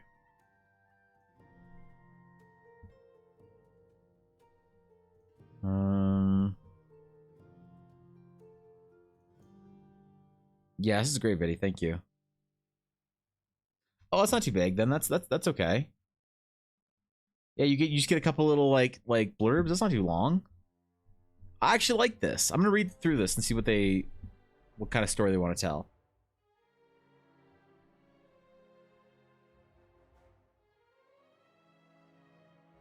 He stood at the edge of a clearing and watched the human for almost a full turn of the moon. Sorry, it's very small on my other screen. So I write an intro vibe story. Get Davis to read it? No, this is just a screenshot. A screenshot of the PDF. As Koraga watched over a third of an hour, it became clear no funeral will be necessary. The human's wound closed, broken bones stitched together. Even from 30 feet away, she could still feel her heart radiating off... Wait. Heat radiating off the human. Read us a stream time story. Well, wait, you have snackies? Fuck, man. I want snackies. Bro, I'll make popcorn this week. I'm gonna do it. We have a real popcorn maker. We made popcorn on Friday when we were watching The Bad Batch. It was great. I love that thing. It's like an actual popcorn maker, you know?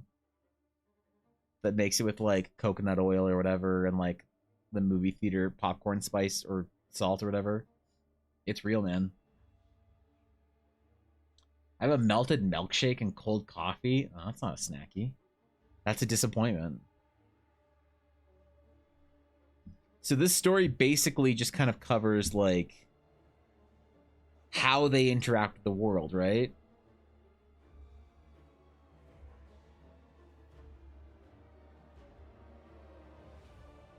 That's not a bad idea.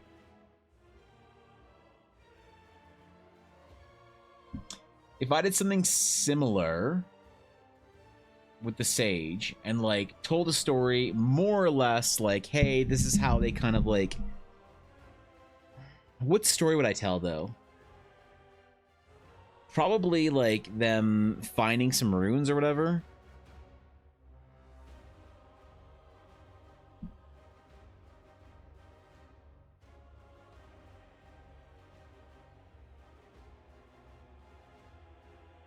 I don't think I have much in the way of literature for the Sage.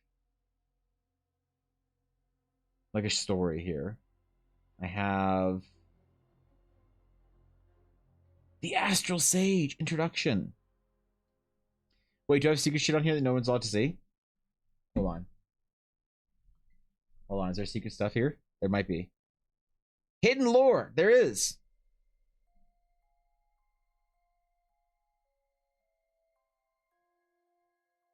Yep. Beneath this paragraph, there is a section called Hidden Lore. A section no one was allowed to see.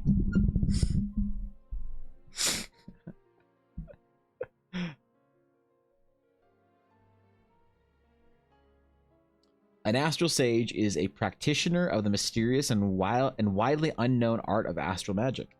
Sages study how the stars, planets, and other celestial bodies impact the flow of magic through the universe. Unlike a normal student of the arcane arts, astral sages utilize the night sky to commune with a fairly esoteric form of magic known as the astral aura. The magic energy is present in all locations of the cosmos in some form. However, collections of it can coalesce around large celestial bodies such as stars, systems, nebulas, and constellations. Long ago, the ancient travelers and builders known as the Eldari used primal magic to create and breathe life into the realms of Eldara. Some scholars say it was by their will the realms were created, though others claim they acted as agents of a greater entity. Regardless of whether it was a gift or a discovery, the Eldari used a series of shapes known as the Eldari runes to focus and shape the astral aura to their will. Using large structures in the shape of these runes and aligning them with various celestial bodies, the Eldari brought form and life to the many worlds of Eldara. Modern astral sages seek to reclaim that ancient knowledge and use the runes and alignment to cast and store magics of origination itself. The untrained eye, an astral sage may appear as a conjurer like any other, but their spellcasting carries a unique appearance and method unlike any other of the magical arts. Way of the Astral Sage. This is the important one. What's good, Des? Arguing over runic discovery would be a good way to show their point of view.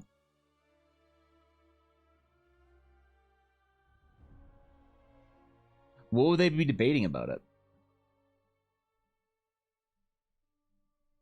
I get to command a huge cooldown to give Evan hope. Thanks, man. Thanks for that.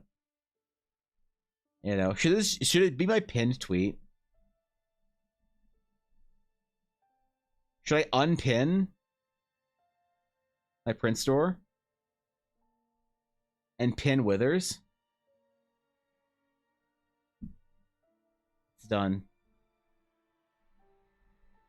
This is the first thing anyone's gonna see when they come to my profile from now on.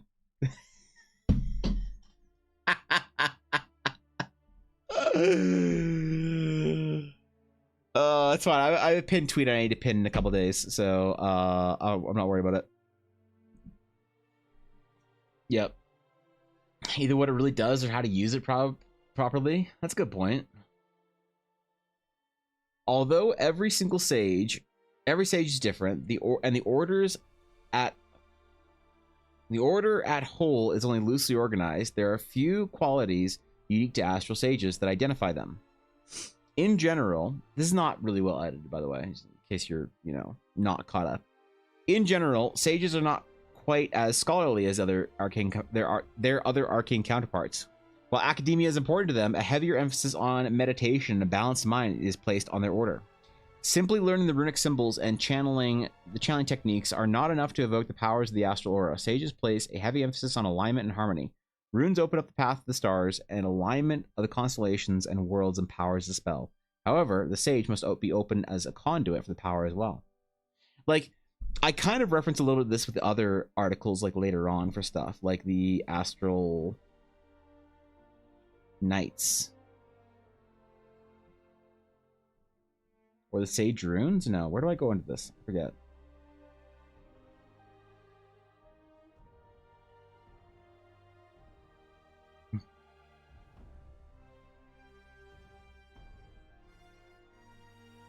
I'm opening the vault to you guys right now. This is the document I never show off.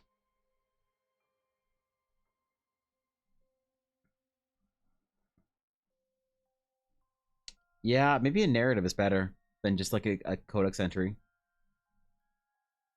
Does this mean you finished the Astral Knight and the Astral Sage classes, but just need art? Yeah, I just need the art. which is why I'm wondering if we should just use this as one of them, because like I created these two. I created sort of a guide where we were gonna finish the design today. We're gonna do sort of like a male female astral sage, astral whatever, you know, kind of piece of art of the two of them together. But maybe we just use the piece that we've already done. Maybe we just use Scarlet. And then we only have to draw one character. We only have to draw two, so I can get it out faster.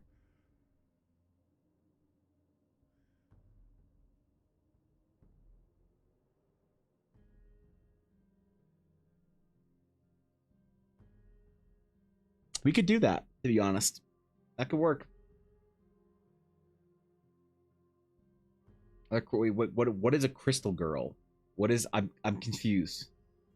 What the fuck is a crystal girl? You mean like crystal girls, like girls made of crystal, like some anime shit, or do you mean crystal girls like that girl you knew in high school that had like crystals and shit in her home and like salt lamps and like told you that your aura was enchanting and you're like, all right, whatever, you know? I don't know, like, you could go either way, Blaze. I've had experiences with both. Following the flow that passed through the stars over the last few months that had brought them to the ancient set of Eldara ruins located in a remote caldera. Studying these ancient ruins has brought a group to the consensus. Tomorrow would be the day they activate the runic array. Ooh, like that. So finding a new spell is like the quintessential vibe of the Astral Sage. They uncover runes that have some sort of lost magic, and they're like, let's see what it does. And then sometimes you die, but most of the time you don't. So that would probably be the story to tell. You're right. The girl in high school has crystal girls and salt lamps. Oh, yeah, I knew that girl, Blaze. She invited me over to her house once, and her house smelled like some kind of very specific incense from India. And I knew that because it smelled like my other friend's house. And I was like, bro, why does your house smell like that? And he's like, oh, because we have incense or whatever in our shrine. I was like, you have a shrine? He was like, yeah, man. And it was cool as shit. There's a fucking dude with like 12 arms, and no, it was a Hindu household, so it's pretty cool. No, but that girl, she had like this whole, she had like a terrarium, and then she had like crystals all over, and her mom had like a bead curtain or whatever. It was crazy. It was a thing, man. I was like, I don't know if I want to date this girl, bro. I don't know if I can handle it. You know, going over to her place and having her mom make me juice or whatever. Here, have some carrot juice. I'm like, I'm good, you know? Yeah. I knew him too, but she was real weird. Oh, yeah. Yeah, this girl was real weird too, you know? But she was very normal at school. Really, it's a very big, you know, difference from her at, like in gym class and then her like over lunch hour. Very strange, you know? I don't know. If you have custom spells, it's all gonna be custom spells, Nick. Every single the Astral Sage does not use a single pre-existing spell. They use some spells that are similar, but no, they're all rescanned and renamed if they're similar, but they're all original spells. Which is why one of the reasons it's taking so long to develop, right? Because I need to create an entire spell list for that. Idea I'm trying to develop is that of a secret order of Astral Sages. It has no membership, no rights, nothing that can be pointed to say there it is, but rather the combined study and experiment of independent sages that move like an invisible hand throughout history. That's really cool. There's definitely stuff like that going on. Yeah. Secret orders and shit like that. Lost knowledge. Because remember, the sages are all trying to like rediscover lost knowledge. They basically know that the powers that they meddle with have the potential to like create and order the universe as far as like reality goes, but they don't know how to do it. So they're kind of like it's almost like the astral sage is kind of like, in my opinion, the physicist, right? You are very poorly wrestling and wrangling the forces that create reality itself. And if you could like fully grasp, you know, physics, you could do anything. And like, imagination is the only limitation in certain ways, right? But you know, recent physics hasn't really been super interested in developing new models or whatever. So yeah, it's pretty disappointing. One of the main reasons I didn't pursue it is because the field is so stagnant right now. But I don't know, maybe another 50 years will change your mind. But yeah, the whole idea is trying to uncover. It's like somebody else uncovered this shit at some point in time, and you're trying to uncover their like logs or whatever about it. You're trying to figure out what they knew in a certain way. Who knows if you'll figure it out or if you'll get there. So we could have a story of them like uncovering a rune site and like, I don't know, attempting to activate it. And maybe they have to like find other runes from the surrounding area to like help translate or contextualize what the spell was supposed to be. Because it is very dangerous to like activate a rune site without knowing what it does. It's very much frowned upon. You don't do that. Until you know what it does, you don't fuck around with it. Could be giant bomb or whatever, more or less. But generally isn't. So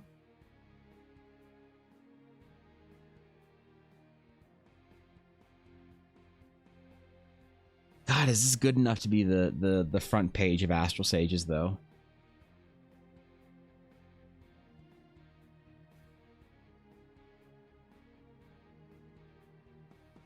I don't know, dog.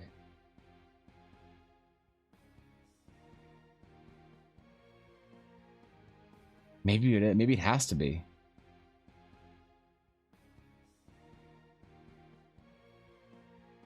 Because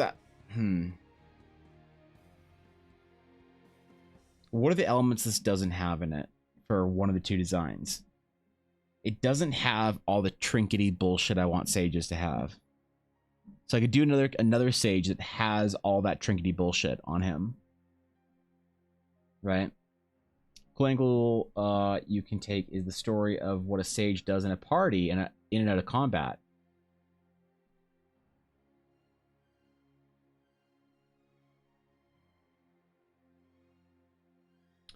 I kind of want them to also have like a very robust kit of useless spell casting, quality of life stuff, you know. Let me ask this: what niche does the Astral Sage fill? Does that art exemplify the concept? Not really.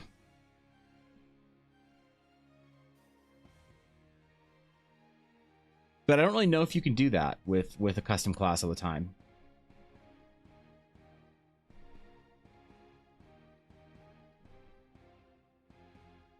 Right? Like if we were to draw our Astral Knights, I don't know if their sort of like versatility can be showcased. Because like I'll admit, the majority, how exciting. The majority of the sage is like a reskinned spellcaster of any variety. So yo, Gork Wobbler, thank you for the raid. What's up, dude? What's up? How's it going? Thanks to the shout out, Busy. How was stream? Good to have you. Welcome in, my friend. Is there robbery? Ah, shit. Not again, bro. Come on, dude. I just... All right.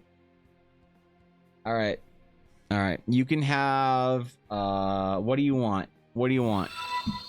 Do you want the Art of the Astral Sage, or do you want Sexy Withers from Baldur's Gate 3? It's up to you. You can steal whichever you want, but I won't fight back. Thank you, Monologo, for the follow. Welcome, guys. Good to have y'all in. Thanks for chilling. Thanks for hanging out in Gork stream all day. I appreciate that. You stopping by after that. What's good, guys? Good to have y'all. Hope stream was good. Hope you had fun. We're talking about our official class art for the class that I'm developing right now, the Astral Sage. Was playing Meet Your Maker. Ooh, okay, fair enough. Sounds like a lot more in depth than what we're doing here. So, yeah, I don't know about that. I'm not out here doing the real mod things like making commands though, Blaze. That's true. Exclamation Withers, shut up. God damn it. I'm bad at stealing, so I gave you some. Oh, okay. Yeah. Listen, you don't have to be good at stealing. That's not a great feature to have. It's not a great trait to have unless you're a rogue, in which case, you know, get on it, bro. But thanks for the raid. I appreciate it, guys. So, okay, so we were talking about the Astral Sage, the class art. What does this not embody? Oh, no. What does the Astral Sage do? What niche is the Sage? So the Sage is about versatility. The Sage is about being able to do a little bit of everything. So it's kind of more in the support class category, but you can choose to sort of do very good pure DPS. It really depends on what you want out of your Sage, whether you are going full DPS or full healing support or some mix in between. I want Sages to feel like they have a very large kit available, you know? You can use like your basic cantrip casting is also you can choose to cast it as a support spell or a damage spell, right? Like the way Sages work on their cantrip casting is depending on your level, you get a certain amount of D6s, and you can spend those D6s however you like. You can spend them to make multiple attacks on different targets, right? So if you have, let's say, 3d6, you can make 3 attacks, each for a d6. You can make 1 attack for 3d6. You can make 2 attacks for 2d6 and 1d6. Or you can like use a d6 to grant temporary hit points to somebody. So you can grant temporary hit points to your barbarian over in the corner for a d6 and then throw 2d6 of damage over there. Generally, the whole point of their cantrip casting is that you can change and be versatile with how you choose to spend your resources every turn. Which some people say is like, some people say that's way too powerful, but in my testing it hasn't been. The temptation just to always create 10 hit points is not actually that high, I find. You know? That's a wizard. How does it differ from wizard? That is not a wizard, in fact. Wizards are much more restrictive in what they can do. They can't heal. That's one thing. The Sage can't do as much ridiculous shit as a wizard can, like, you know, Grease and all these other things and Dimension Door. But the Sage has more potency behind their base spell casting. You know, there's a whole lot more, like, I think, filling the niche of a healer or of a spellcaster. They can kind of do a lot more, I think. But no, it's not. And also, I don't need to be that like I'm never, you know, one of the things that always confused me is sometimes, like, when I first started developing the class, people would say, like, oh, the most important thing you need to answer is the question of why not make this a subclass for a different class. And I don't know, I never really thought that's a really great, like, you know, argument or whatever. Because once you fit it into the class of a different D&D class, you're kind of playing by their rules, and you don't really get to make up your own.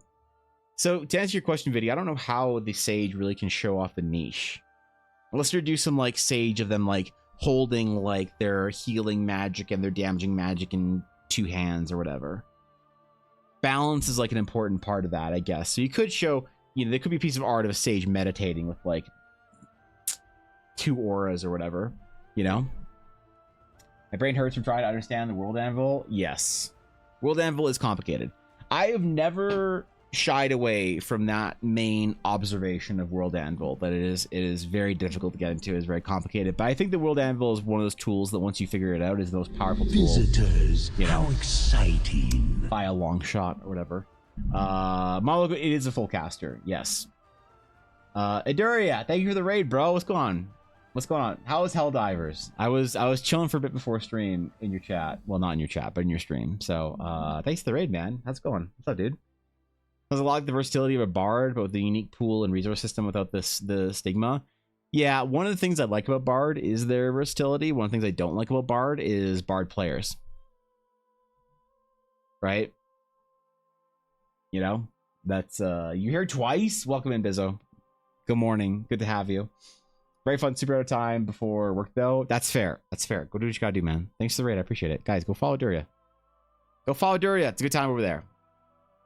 Duria's been streaming earlier and earlier, and it's been fun. So yeah, thanks for the raid. Appreciate it. Welcome in, everybody. We're talking about our official class art for the Astral Sage. And which piece we should select, or if we need to do new art. Because I was going to do new art today. But now I'm thinking maybe not. Now I'm thinking maybe we already have a good piece here that we can use for our Astral Sage.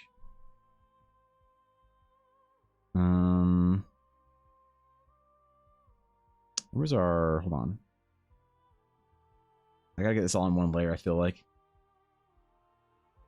There's too many layers, man.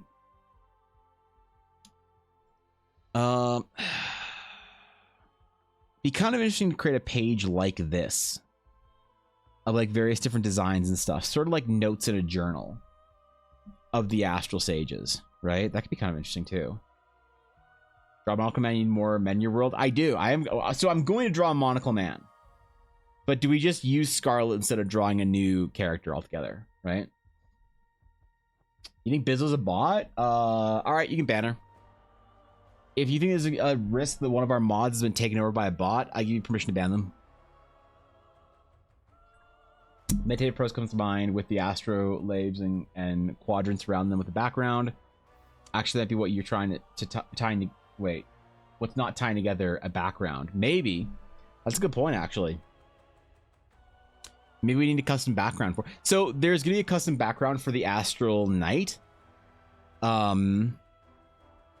That's going to be heavily encouraged that you use the Astral Knight's background, but for the Sages, I don't know. Maybe it'd be cool to have a Sage-specific background, right? You know, Astral Sage, did you get a chance to look at the Pathfinder class I sent you in Discord the other day? Which one? Which one? Which one? Which one?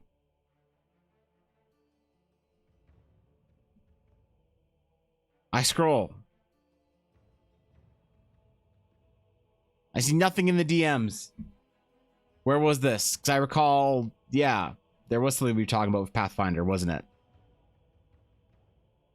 My memory is failing me. I had a very, very busy weekend. I'm very underslept. Hearing the bard saying a stupid joke or vicious mockery 50 times is quite enough. Yeah, I'm tired of bards. You know, I had a player. Monologue that I had a player that she started playing a bard and she was so cool. She was like this fortune telling bard, you know, that didn't like do any bardy things. And then she just descended into the like same limerick telling, singing, jokey bard. And I was like, oh, why? You were so cool, dude. You were so cool, man. It was disappointing. I think all three are good. They all three have like the different styles of Astral Sage. That's true. I made a little literal thing for the art. Oh.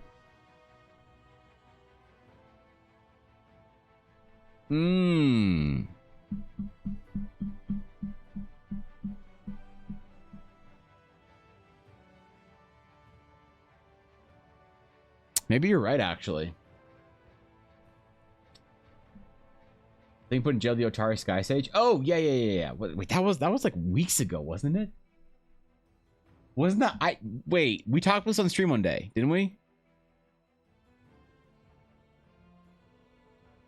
There's some cool ass shit in there, actually, yeah.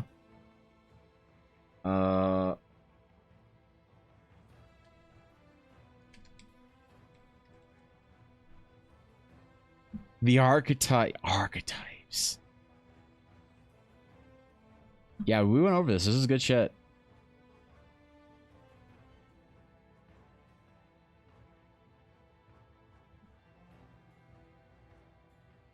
The first book of the Gatewalker AP.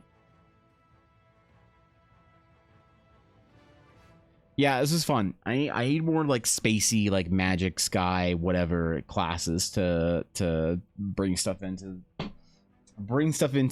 the, I guess, front and center for people, so that my Astral Sage doesn't seem so weird. Still Ranger main, so I complain about full casters a lot. That's fair. Yeah, full casters suck. I don't recall if we talked about it on stream, but it was like a week ago today. Yeah. We did last week, I think, on Thursday. I don't know. It feels, last week feels like a long time ago for me. I was dealing with shit all weekend, basically from Friday after stream. I had to go do stuff. Someone in my family was sick. There were hospital visits. It was a whole fucking thing. But yeah. So I'm like, I feel kind of like I've been away from stream for 2 weeks. Does that make sense? You know, I have that same feeling of like it's been a while. You know, I don't know. That's oh my god. I will be taking a bunch of time off though this year. By the way, because Ella and I have officially had plane tickets bought for us to go see Ella's family in Hawaii. I'm gonna be gone for almost 3 weeks in the fall.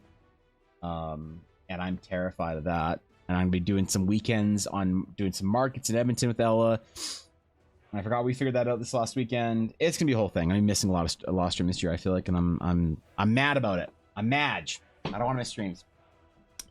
Like Monk and Fighter, though I believe I made rogues and sorcs more often. I thought you played a lot of monks. I thought that was the main thing. We're gonna read the class. It's not out yet. I need to finish the art, and then the whole thing that I'm trying to do right now is get it ready so I can release the class to the Discord for a playtest thing, and then I'm developing an adventure for our Discord as well, so that when I finish the adventure, the first little like introduction to the world we've been building for the last 3 years on Twitch, you can play as a class that's developed with the intent of playing in the homebrew setting. That's why I'm creating the Sage. It's very connected with the sort of the magic system that is unique to this world. So that's the main reason why we need to find art today or this week, so that I can release the class soon. Because if I want the adventure to come out in April or by the end of March, we only have like a month or whatever to develop it, and that's a lot of work still, you know.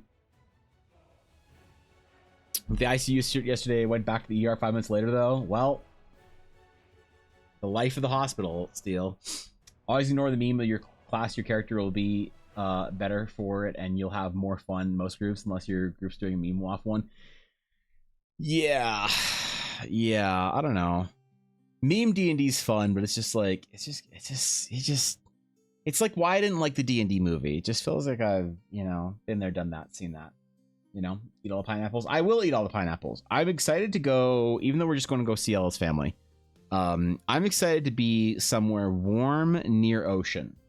Right, we're gonna have a lot of stuff we're gonna have to do. It's not really gonna be one of those like full relaxing trips. It's like a seeing family trip, but you know, I'm excited to go to the ocean every day in the morning, Steel, and I'm gonna go to the ocean every day. I'm gonna swim. I'm gonna come home and I'm gonna eat 1/2 of one pineapple every day, every morning. So I'm gonna have. I'm gonna eat 1/2 of one pineapple every day.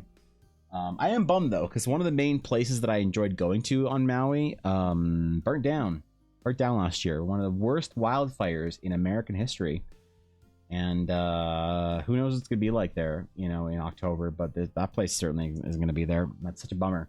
I had a lot of really good memories of Lahaina. Probably one of my favorite places on Maui by a long shot. It's gonna be kind of weird going there without our like couple days that we spend doing day trips to Lahaina.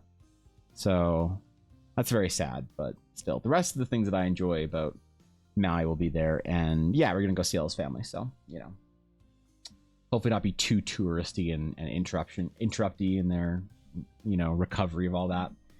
Is the Astral Sage only missing the art? Does the Astral Knight have its art? The Knight doesn't have art either. The Knight only has one piece of art that's not going to be official, I don't think, and that is the art that we did for Ella's character, which is this one. No, I don't need good Charlotte. I need this one. This Charlotte. So the thing that I don't know if this is good official art or not is I don't know what the Astral Knights are going to be wearing besides their armor. So like 75% of this class or this character is good Astral Knight stuff. You know, the sword, standard issue, the armor, standard issue. I don't know what kind of robes and what kind of like outfit that Astral Knights are going to wear. The Knights are different, right? The Knights are also more specific into what they look like, right? Because they're more of like a hero class in D&D, which isn't a concept that TTRPGs do all that well. Great concept in MMOs, not an easy concept to add to do for the TTRPG genre, but hopefully people will be more accepting of it. I don't know if people like it or not. But I want to worry about the Sage right now. The Sage is the broader, more open. The Knight mechanically is actually way more polished than the Sage is, but the Sage is a better introduction for people. So,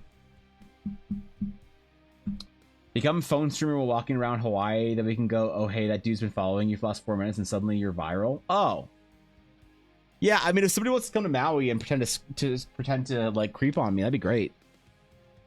You know. I'll get one of the mods to do it. I gotta have like Blaze and Guapo just walking behind me for like an hour or whatever. You know, and y'all can be like, oh shit, that guy keeps appearing. How does he know where you are? I actually kind of wanted to do a snorkeling stream. I kind of want to take you guys snorkeling because I took videos. Video is actually pretty good on my phone. While underwater.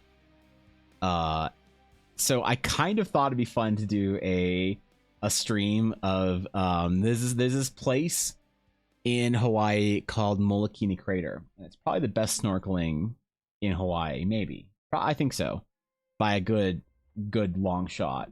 And it's this crater off in the middle of in between some islands that you have to like take a boat to. And I was thinking about going live when we get to Molokini and doing like a snorkeling stream, just taking you guys snorkeling for an hour or whatever. That'd be kind of fun, but I don't know. I don't know what I'll do. Maybe I'll do that on my second channel when we're there, but that's it's not till September, October, around there. So I have a bit of time to plan it out. Could just take Jedi robes and color them differently and add a few bits and bobs in the areas. Yeah, maybe. That's probably all you need to do. Makes sense. They're a military adjacent. Like Knights are usually more uniform in appearance. Yeah, and the thing is though, Lost, that also the secrets of the Astral Knight are guarded by their order. So the Knight has a lot more identity to it in the world, but it also means it has more restrictions to play. So for instance, the Knights require to use their spellcasting, they have a special type of steel that they make their weapons out of, right? And part of the culture is that they only use a certain like the martial art, the HEMA aspects of it, of their techniques and forms and styles are all developed around the long sword.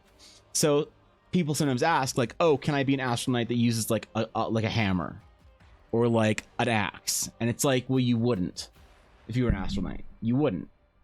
You're part of this like culture where everyone learns on the long sword. Like they only use long swords. And so D&D players like to be ridiculous and different and whatever, and you want to be the weird, like, special unicorn that does the different thing because you want to be unique and stuff in your game. And that's fine, everybody does. But it doesn't work with certain ideas. So you can be the crazy, unique Astral Sage, but like to say like, oh, well, I'm an Astral Knight, but maybe I want to be like an Astral Knight that uses like 2 weapons. And it's like, well, you wouldn't. You wouldn't. If you were an Astral Knight, you wouldn't. It'd be part of like, you'd be in the culture, you'd be at the temple, you'd be studying to be an Astral Knight for years of years and years and years and years of your life. And they teach you on their specific sword and their specific techniques and their specific magic, and you wouldn't fuck around. Like that's like it's hard to get people to like understand the sort of like the balance of like currency and identity versus individuality for like a hero class, like a World of Warcraft Death Knight, you know? And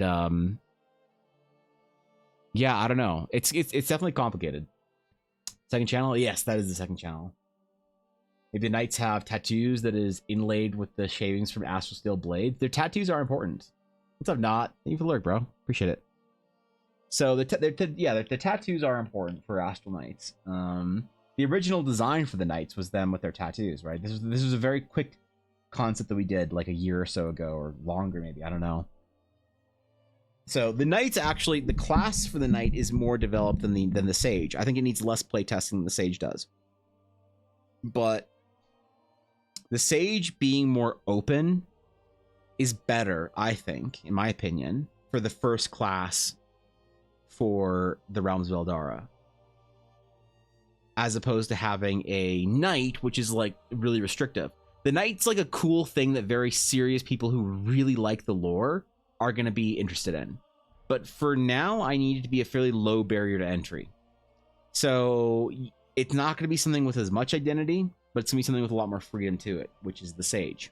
So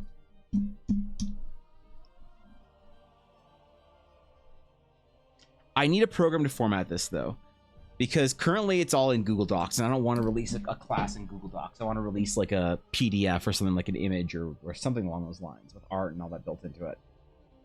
Maybe I just make it in InDesign, to be honest. That would be the hardcore solution, is to make the fucking class in InDesign. Oh, what a Pepega mode that would be. Best way to get players to conform to an identity is to build the identity elements in their unique abilities, and makes the players not want to miss out on things that makes the class interesting. Yeah, and I think that for the knight, it's easier, you know, to do that, because it's like part of your martial arts, part of your techniques, it's part of like all the things that you do as an astral knight, you do with your sword, right? Like you need to, one thing the knights can do is they can parry spells, kind of like missile, what is it, the monk missile shit, deflect missile? No, what's it called? It's not deflect missile, is it? Oh, it is. Fuck. But yeah, they can do the same sort of thing with spells. So they can parry as a reaction. They can parry spells and reduce the damage they take from it. Or if they fully reduce the damage they take from a spell, they can actually hit it back at you. So like that requires, like, you can't use a shield, for instance, and still have access to your longsword to do that kind of stuff. InDesign, what you're using to do? No, InDesign is another program that only nerds know how to use. So I still stand by Google Slides. Best way to organize the information before formatting. Google Slides. I never actually used Google Slides before. Yeah. I Thor can add this command because I'm too lazy to type equipment every time. So here goes. I love that there's that useless blurb right there before the actual description of what equipment I'm using. I'm so ashamed, though, that I'm only using a 24-inch Cintiq Pro. Like, I need to get that new Cintiq. You know, I really need to get that new Cintiq. One day I'll be a real artist, you know? If you're not using at least a 28-inch Cintiq, you're not a real artist. I'm sorry. Go to Twitter, listen to Stylessa say you're a real artist. Go listen to, you know, Adam Duff tell you're a real artist. But no, here I'll be real with you. I'll be actually real. If you don't have at least a 28-inch Cintiq, you're not a real artist. None of us are. I'm not, you're not. None of us are real artists if we don't have big Cintiqs. Now I get canceled on Reddit. Perfect. Perfect. How much screen do you actually use? Quite a bit. I mean, I have, like, I'll show you.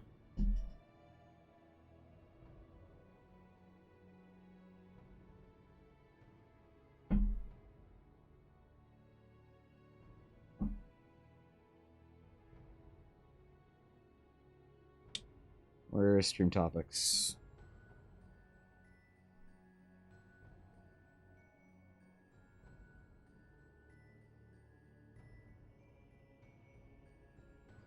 This is what I see.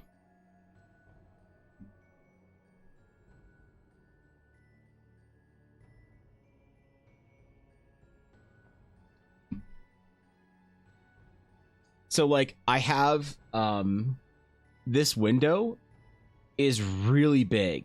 So my actual drawing space is pretty small comparatively. Like there's no need for this bar to be so large. But I do that when I'm streaming because I want to know where the edge is of what you guys can see. Because if I have this like moved over, like pulled over, so it's a much smaller bar on the side like I usually do, then I'll have this entire section of an artboard that you guys don't see. and I'll be drawing on it, and y'all be like, "What are you drawing, Evan?" Like, I don't see shit. So when I'm streaming, I move it over so that it fits right just up next to this snug line right here on Photoshop. But yeah, I need a bigger tablet, bro. And like the new tablet doesn't have such a large bezel, so the new tablet, the new 32-inch or whatever, isn't actually that much bigger than the 24 physically, but it doesn't have this massive bezel on it. So yeah, I gotta get a new tablet, dog. But that should still... What's the new tablet? Is this 32 or is it 27? Wait, new Cintiq Pro release? Wait, what? Wait. There's a new Cintiq Pro? New sizes, high in performance, color accuracy, new Wacom Pro Pen 3, and much more? I want to shop now. Let me shop now. Linux support. I don't want accessories. I want tablets. Where's the tablet? Oh, here we go. Choose your Cintiq Pro. 27, 22, or 17. Where the fuck's the 32?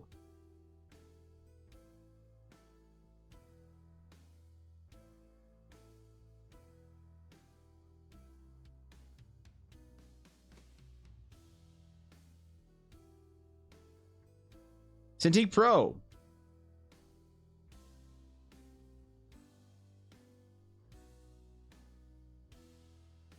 Oh my god. They murdered the 32. Or is it not in the Pro?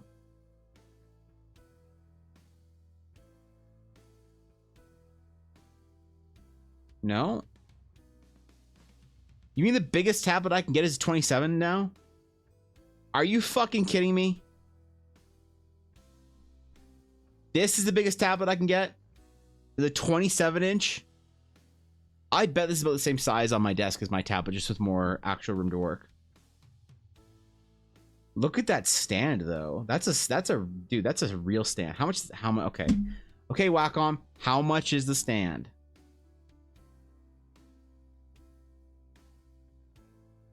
No stand cannot be used though. Stand or third-party mount. Yeah, I know. You're gonna ask for a $4,800 tablet. Ooh, academic discount. There you go. I'm gonna add that to cart. How much is the stand? How much is the stand? Accessories, arms, and stands. All right. How much is the stand? The stand is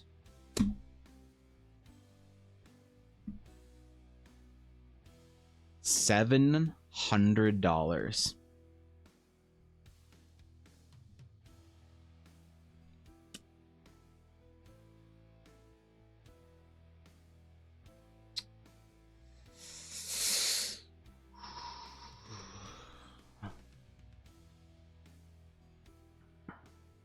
$5,300 away from being a real artist. I'm $5,300 away from being an actual artist. That's not bad.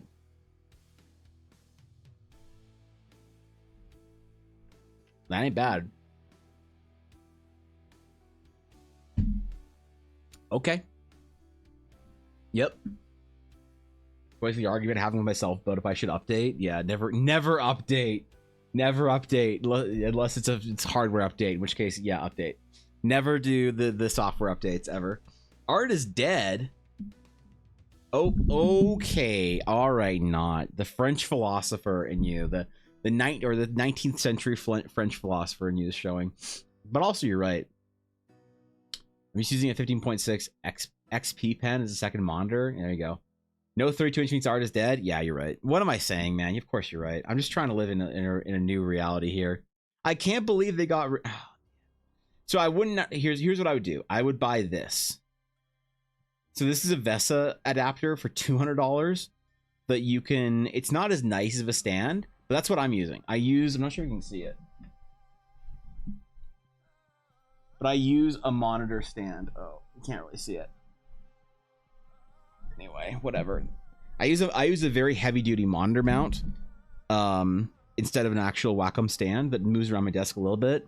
It's only strong enough to prevent me from like pushing it over, right? But the monitor mount itself was $100, and then the attachment was $200. So I paid $300 for my stand instead of $700 for this one. But fuck, man. This is basically what I have my tablet look like behind. But I want the stand, bro. Look at how cool I could be with the stand. Dude, I bet they would think I was cool at the art on art YouTube. I bet I get more Twitter likes if I... Fuck.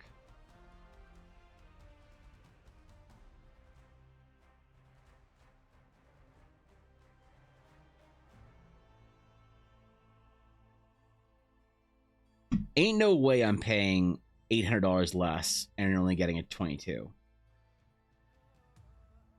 This is the one that I have right now. This is my tablet, the Pro 24. Oh no, wait, this is it, the Pen and Touch. No, sorry, I don't have the Touch. I used to have a Touch for my first Cintiq, but then I decided that I hated the Touch, and I didn't get the Touch for the second one. So, all right. One day. Anyway, let me go get a new water real quick. I'm kind of dying. I have to go get new water, and I have to quickly make a text or a call or whatever and make sure things are all good, because I had the worst weekend. And that's why I didn't stream yesterday. So I will be right back and make sure that we're all good. No revolts while I'm gone. No uprisings. No usurpations. No insurrections. No revolutions. I'm still the Senate.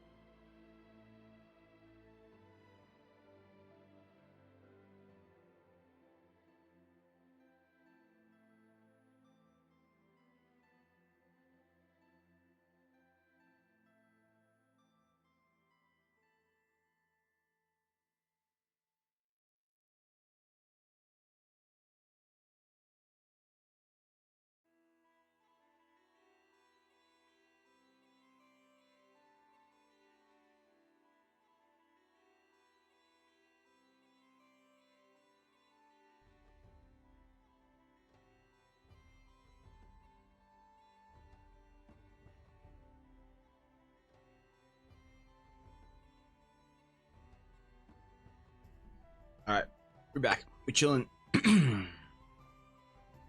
We chilling. Dude, I need to find like a good like midstream snack, you know? Something I can just munch on, bro. I've been hungry recently. I've been on like a super heavy deficit. I feel like I need to fucking eat again, man. I need to like... I don't know. All right. So let's just say we're going to use the Astral Sage, comma F depiction we have here. I don't want to do my mouse instead of my pen. We'll use Scarlet for one of these. I need to fix the art a little bit. There's some problems with the art. I'm not going to say what they are because whenever I say there's a problem with the art, people get weird. They're like, "Oh, of course, yes, yes, that issue, of course. I noticed that issue at the very beginning. I just didn't say anything about it, right?" So, yeah, we'll use that, but we need our male Astral Sage, comma M art.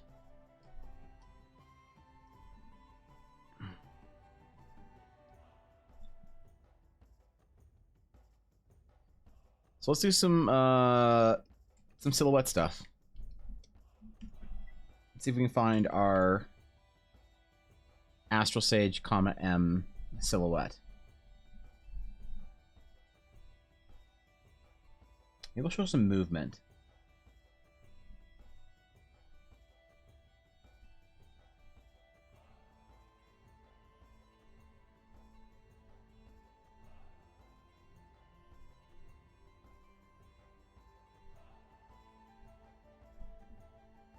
We could do more of the sage robes.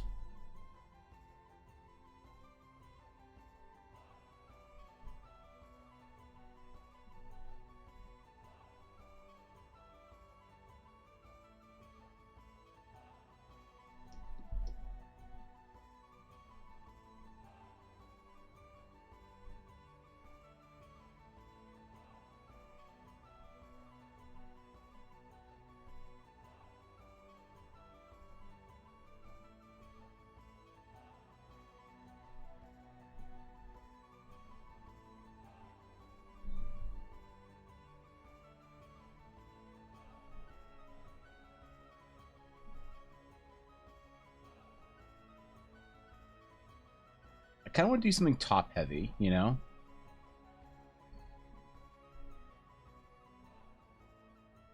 Like something fairly...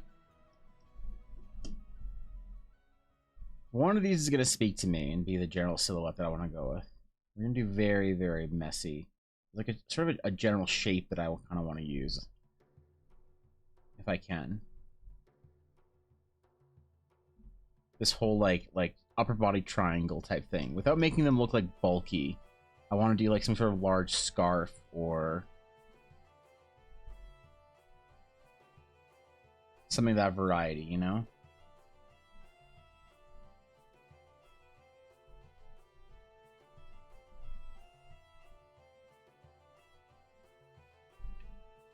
But I want there to be a bulkiness, like a almost like a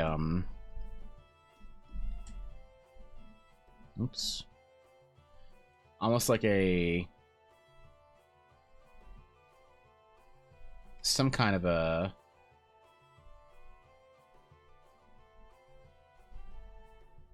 right? Like a large cloak cape type thing, if we can. You know? I want that kind of like almost like Jace Beleren bulkiness, right? It's kind of where I'm going with these. Until I find one that really kind of feels like it sort of... Like, I know these look like dumb little just like quick sketch drawing thingies, but to me I'm like seeing details in them. They're like, they're useful for me, I guess, even if they look like dumb and not really put together or whatever. They're making sense in my brain, which is what I need them for them right now. Ooh, it'd be kind of cool to have this like sort of tail scarf type thing instead of having like a proper cloak or whatever, you know? They wear armor or they are unarmored. They're unarmored, but they do wear metal. That makes sense. They do wear some metal. They're not metalless. I don't prescribe to the whole idea of if you don't wear armor, you can't wear a single piece of metal ornamentation or whatever as part of your gear. I don't like that.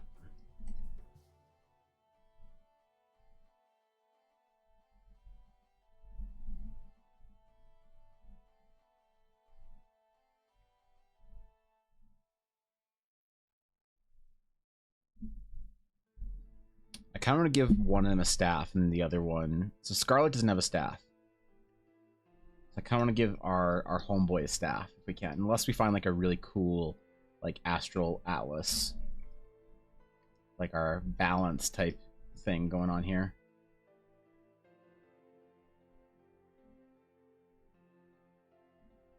But I don't know if we have our Astral Atlas in one hand. I don't know like what would be here. You know? Like maybe some kind of a ring?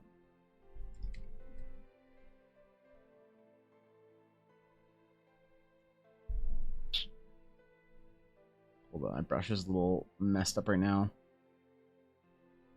There we go.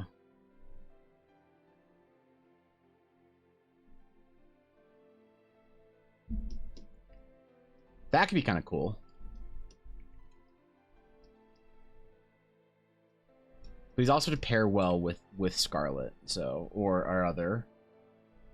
Thankfully, the other cons that I had sort of figured out and Scarlet both sort of maintain the same kind of vibes. So, like the influence I'm using here is also kind of Malaya, our dragon folk astral sage we created, which should be cool actually. Maybe we, instead of making our elf monocle dude, maybe we do dragon folk. I kind of wanted to do elf monocle dude though, because I've been wanting to do that guy for a while. I wanted to really finish that art we started of Marcus.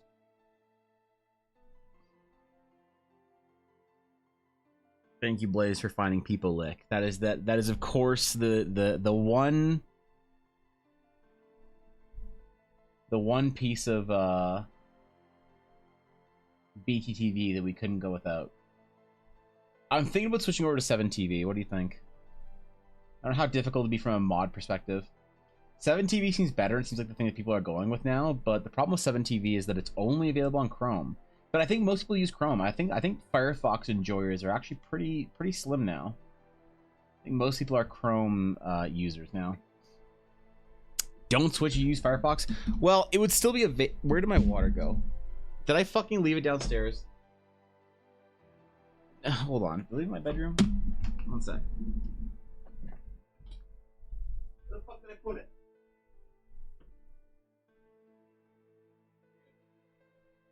I'm good. I'm fine. We're good. We're good. We're Gucci.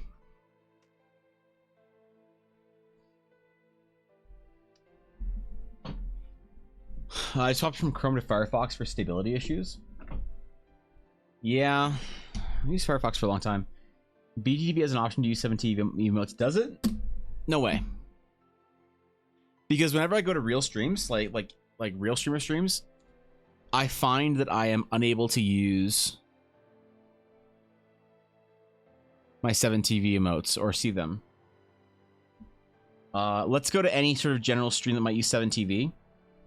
Let's go to yeah, just any stream on here. We're just gonna click a random one, and let's just figure if we can use our 7TV emotes. BTTV. Settings.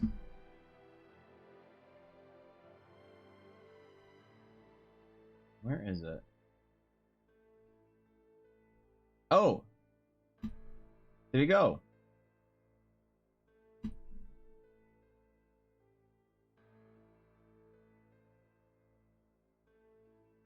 Okay, whatever. So if I go to a big stream that has 7TV on it,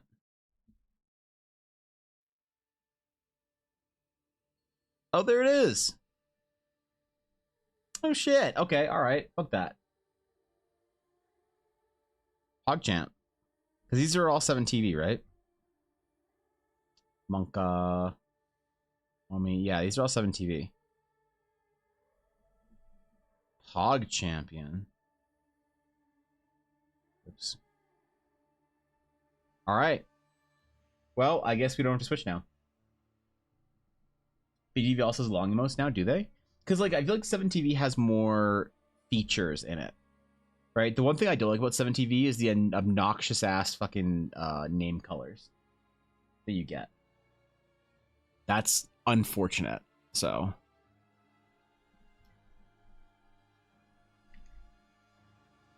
well, thank you, Blaze. I appreciate that.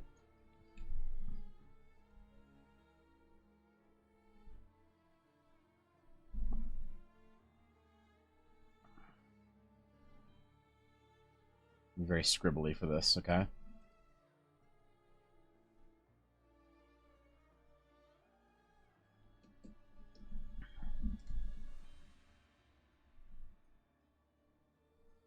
There's nothing wrong with being a scribbly artist as long as you're controlled. As long as your scribbles mean something to you. Look at Wallop.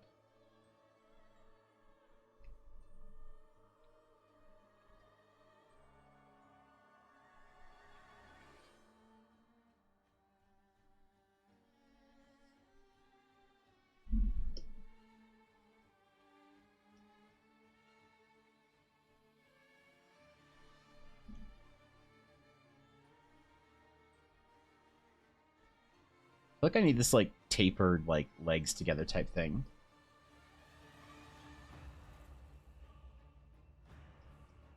Let's do a couple more. We'll figure out a couple more and then we'll pick one that we kind of like the direction of. It ain't much, but it's honest work. It's something, man. Saying like World Anvil has to be fantasy cookbook. Dude, I got 2 commissions, Steel. 2 commission offers through World Anvil articles so far. People are getting serious about it. And I have to be like, I'm sorry, sir, I'm actually busy. But thank you for your offer via World Anvil. It made me very happy. An anonymous gifter gifted a tier 1 sub to XQC. Do you think he noticed? Wait, guys, do you think he noticed? Do you think he noticed? Wait. That's kind of cool. Oh, I like that. What? He noticed. He was talking about his sub. That's what he thought was cool. Dude, now he can play D&D with XQC and Aiden Ross. Fuck yeah. Let's go. Thank you for the tier 1 sub to XQC. I appreciate that. It's very kind of you. Thank you. Thank you. It's very, it's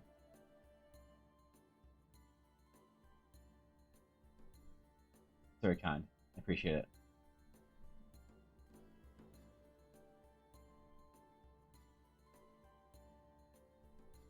That's very, yeah. Thank you.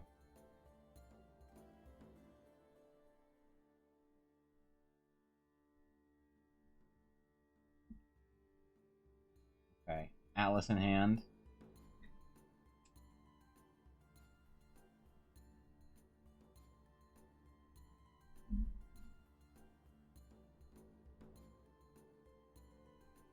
Kind of not floating, but like raising off the ground. Would be kind of cool. We give him cloak though.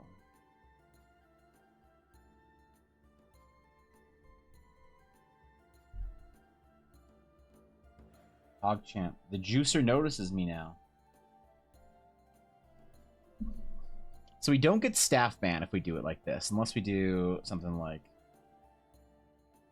that. Well, that's kind of cool, actually.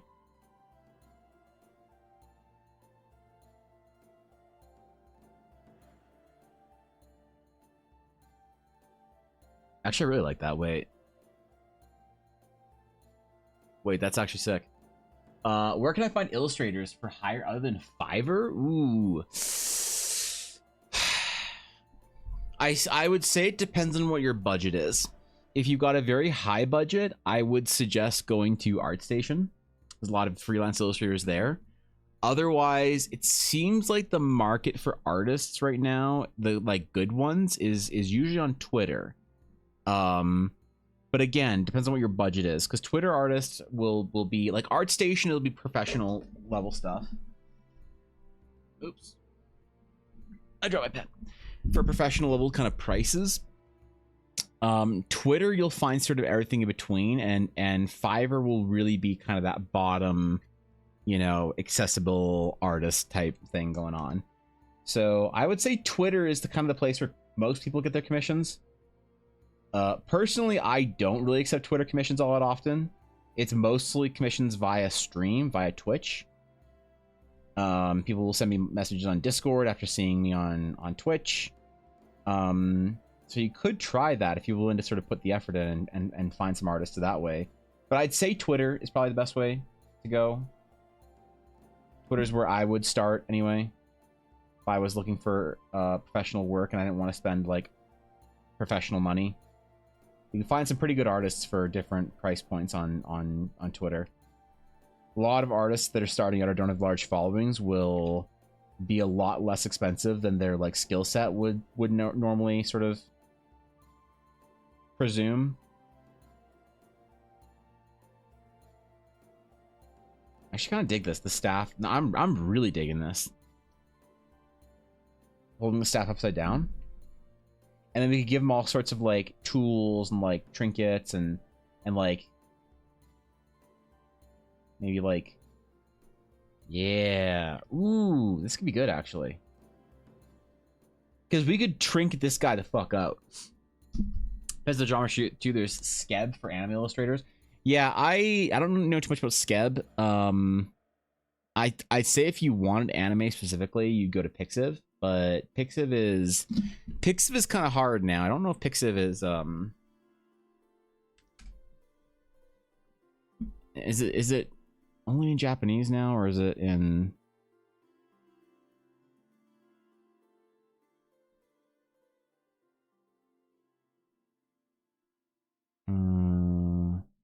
is there an English language for Pixiv?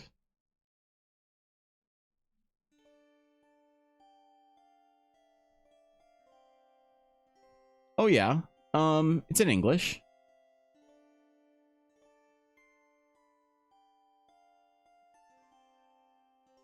This is not my old Pixiv account, okay? But yeah, it's in English, so you can go. Ooh, that's dangerous. I shouldn't never scroll down on Pixiv.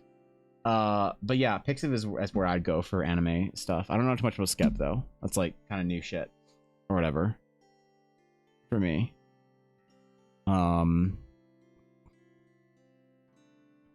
Yeah, I'd say Twitter. Find artists that you like on Twitter, follow them, message them, be like, hey, check to see if they have commissions open. A lot of them have like Patreon or link trees kind of things going on in their bio or whatever. Yeah. Vacation gamble. Dude, I should just get banned on Twitch before I go to Maui for 2 weeks and be like, guys, I got unfairly banned. And I spent the last 2 weeks on a Hawaiian island thinking about what I've done. I'm sorry. I'd like to apologize to my viewers, both of them, Thorkin and Blaze. I'd like to apologize to my management team, both of them, Thorkin and Blaze. I'd like to let you guys know that I've gotten better. I'm more serious now as an artist and as a Twitch streamer. I will not be looking up anime titties on stream anymore. I promise.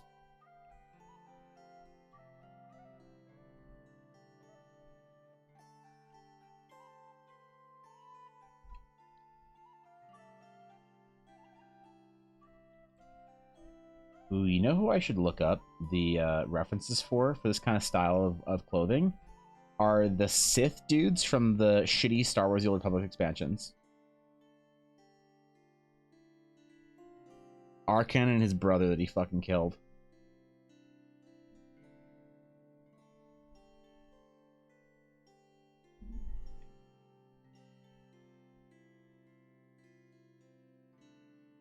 Oh, I love this. We're gonna go with this actually. This is gonna be our male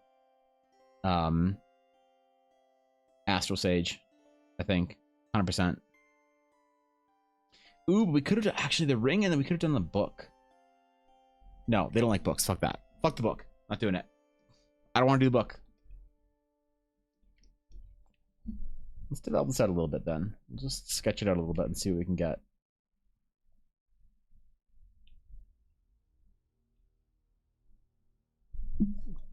Maybe we can put like a knife in there. Maybe a sword. Be kind of cool, actually.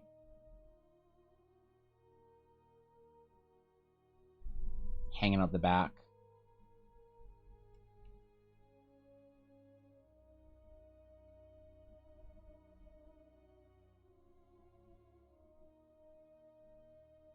Saber type thing.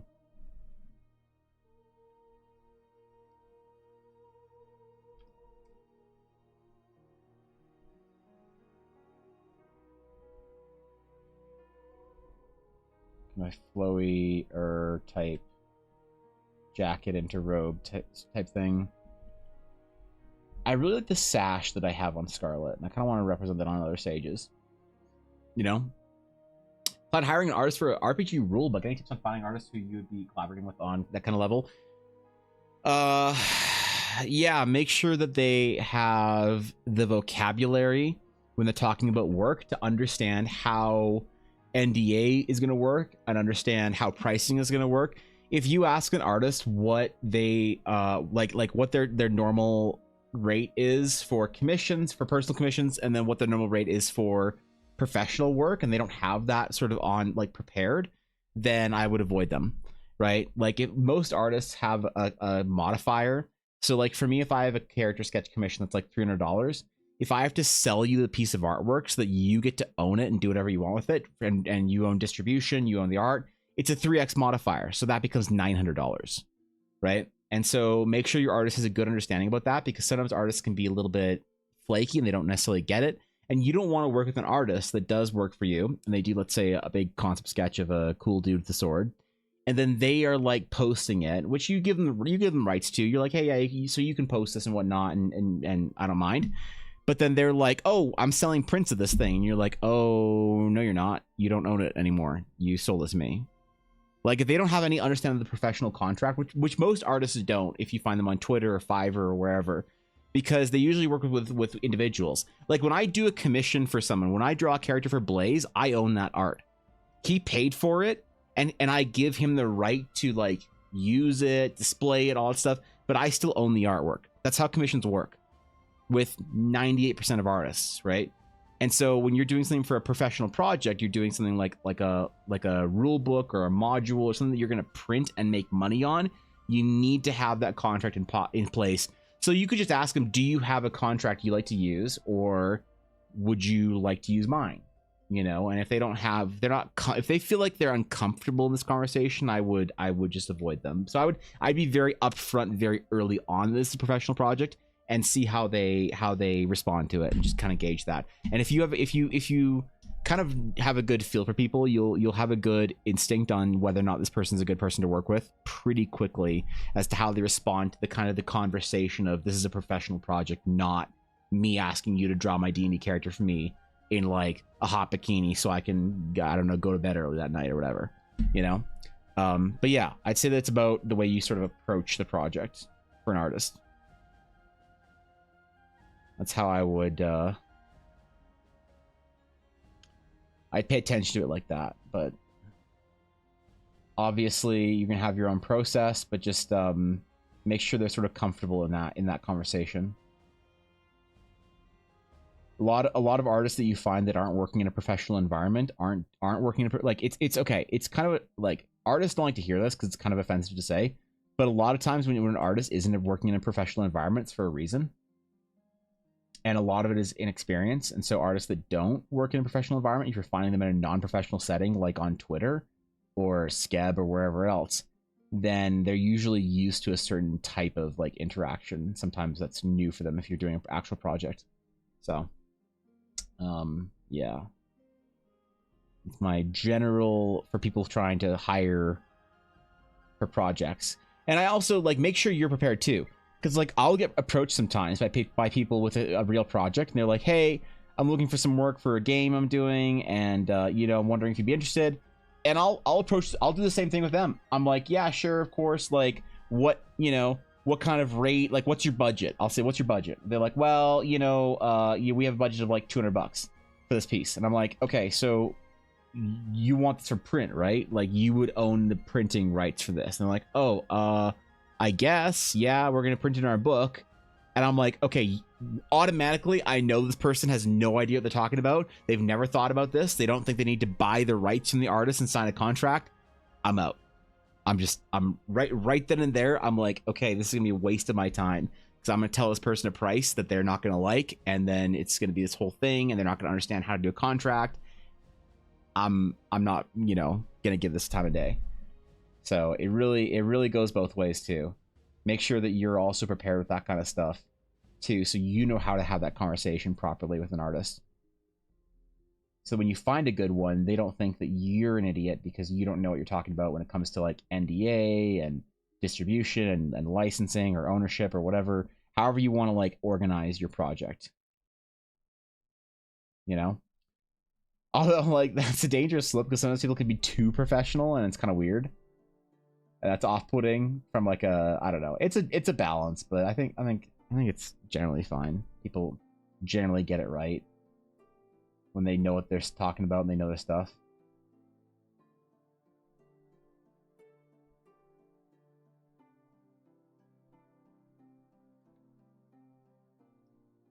Yeah, I actually like this.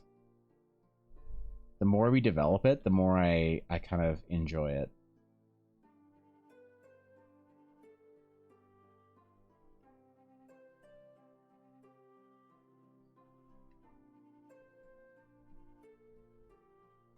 This big sort of thicker collar type thing.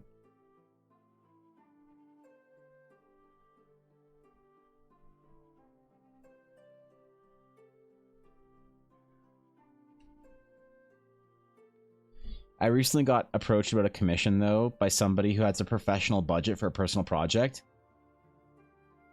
Their budget was 3 times what it's actually going to cost, and I have the distinct joy of telling them, by the way, that like giant budget you have is not going to be necessary. We're going to be able to do this for a lot less. And I always love that. I love working with clients that are willing to like pay professional rates without like all the other stuff around it. Then you can be like, actually, it's going to cost you a lot less. And they're always really happy about that. So you get a mix of clients.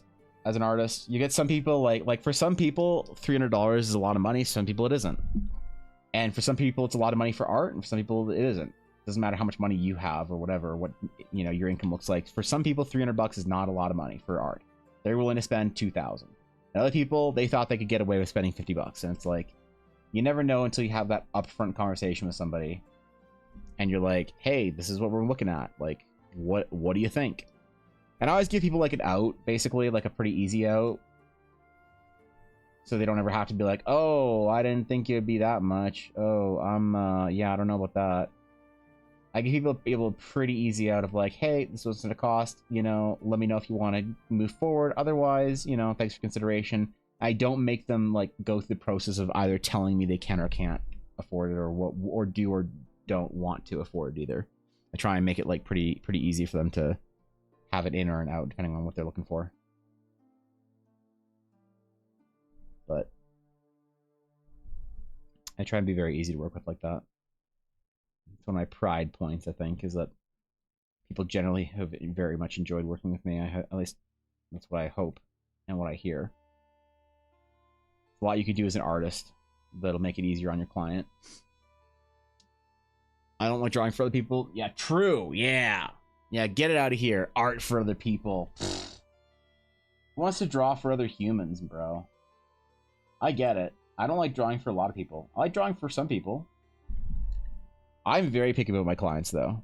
I don't accept a lot of work because I'm like, I don't think I would enjoy this thing, you know?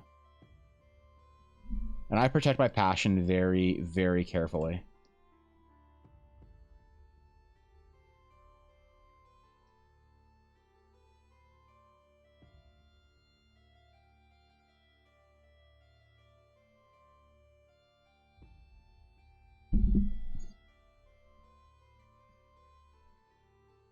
Okay. So we can kind of copy our cloud pattern onto the entire bottom half of this character.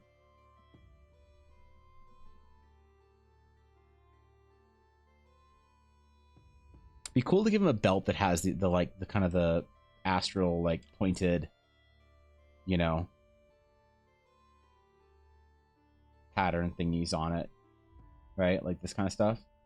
Like imagine a belt with a bunch of those on it or whatever. That'd be neat. I don't know how it'd work though.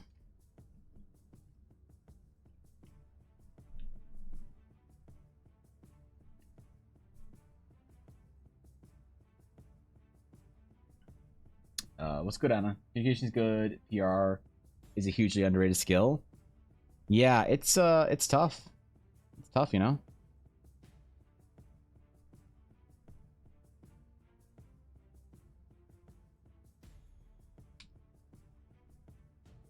It's tough being an artist. It's tough being a freelancer of any variety.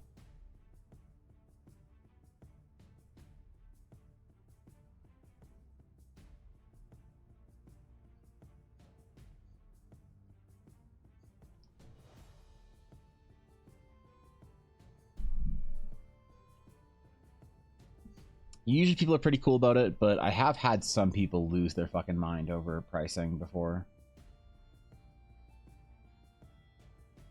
It's not worth the headache. It really isn't. That's why when as soon as somebody asks for like a discount, I'm just like, I'm done with them. You know? Because they're going to be that to me means that there's a higher chance of them being resistant somewhere down the line, and that's just super annoying to deal with. So I just try and avoid it altogether.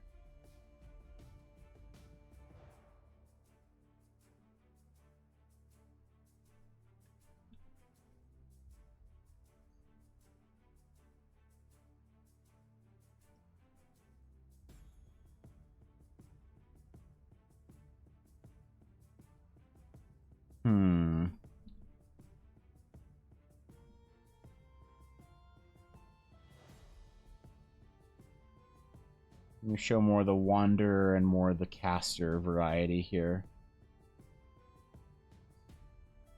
This next to Sprout would be really good, I think. What's up, Silence? I'm good. How you doing, dude? What's up? Good to see you. Looks clear now. Did you get some lag, some low latency frame rate, whatever? I plan to first buy enough pieces for crowdfunding, then use the same artist to fill the finished book. That's a great idea. Yeah, I mean, you like buy a couple pieces. You can even usually get a discount when you do that. You're like, hey, so what if I'm how much would this cost if I was going to commission, let's say, like 10 pieces from you, or like 20? And they're like, oh, I could probably do it for a different rate or whatever, which most artists will do. So then you're like, okay, well, I plan on crowdfunding this, so can I buy the first 3 for you at like in between the discount rate and your full price? And then they give you a bit of a discount because they're going to also take a chance that your crowdfunding will go well. And so if you're crowdfunding a project, sometimes you can actually get artists to come down on the rate a little bit, if it means that there's going to be a promise of work later. But a lot of artists will be like, you know, hey, if you get to that point, then I'll give you that discount. I'll carry it over. But you know, if you don't get to that point, I still got to charge you full price. And then, you know, you're doing that.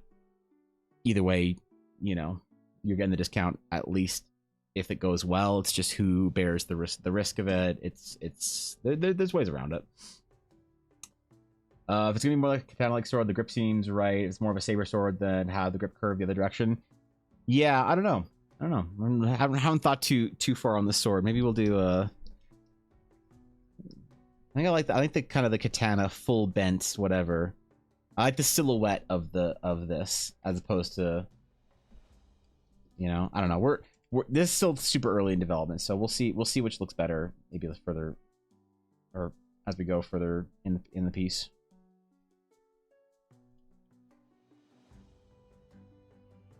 See what looks right to us.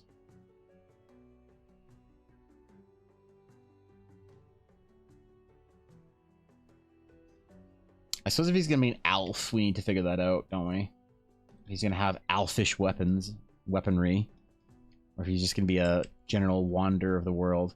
I don't want to include too much cultural stuff in the class artwork, because I want the first and foremost thing that you see is the class and not the race of the like on the character sheet, the options that you select.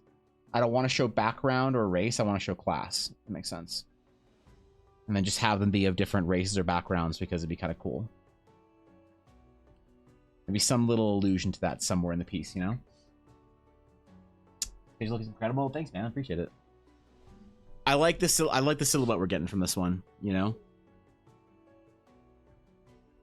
And if we combine that with him next to, if we use this piece, I don't know if we will use this piece, but we might just straight up use Scarlet. I don't know. I kind of like this piece, and I would really like to. So we could have like on our Astral Sage thing, our male and female sages together, right?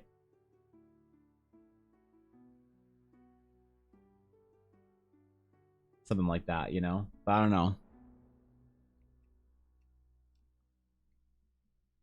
I like the pose that we had for our other sage, the one where she's kind of standing like that. I think I should really didn't like the pose we had for our male sage. He's just too boring. It's not like dynamic. It's not anything. It's just a dude. So we're starting with him, and then we're gonna go maybe like work on the male female versions or whatever. So we have 2 for the sage class when it's ready to be printed or whatever. Not printed, but you know what I mean. Published, posted in the Discord. I think these are wrong. Both are possible. Just putting up, I think, historical fencing guy. No, you're right. I mean, look, those are important details. Like, one thing that I always want to do, Anna, is for the Astral Knight. I want to make for the Astral Knights, when I talk about their fighting style and I like show off how they train and stuff like that and how they actually fight. I want Astral Knights to make 8 out of 10 HEMA nerds happy. If I can make 8 out of 10 historical, European, fencing, martial art, whatever, swordplay nerds happy, and then 2 of them are mad because it's fantasy, that's okay with me. But if my thing only 4 out of 10 HEMA nerds like it, then that's too low for me. I want them to still feel, I want the Astral Knight to feel very HEMA focused, very, very European, very like stance heavy, proper guards, things like that. And then we'll have a little bit of fantasy. Because if we make 10 out of 10 HEMA nerds happy, then we're not making it interesting. Because HEMA's boring. I love HEMA. In a fantasy setting, kind of boring. No. So that's the thing. If we have too many HEMA nerds happy, we're too boring. If we have, it's too historical. It's just history. You know, but if like 8 out of 10 HEMA nerds can like something about this, and it's like, you know, good enough for me, right? I can be pleased with that ratio. Use Scarlet, the post person, then use the others to represent the different archetypes in the class. That's a good idea, actually. That's a great idea. Yep, I like that. That's great. Yeah, he was kind of boring for the spectator. Like, it's very interesting, obviously, but it's like, what's the balance between HEMA and Star Wars episode, like prequel trilogy fighting? You know, or like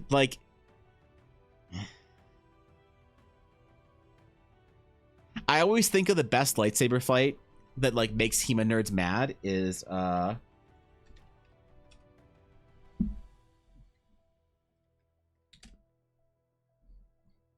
this one.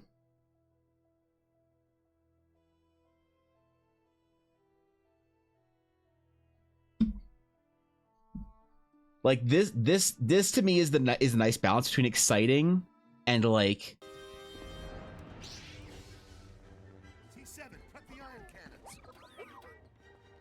So like the knights need to be a little bit more grounded than like YouTube. No. YouTube, why? YouTube, why? Please, please, please, YouTube. What? Why? Why isn't it loading? You know, coolest lightsaber fight in the fucking franchise. What the fuck?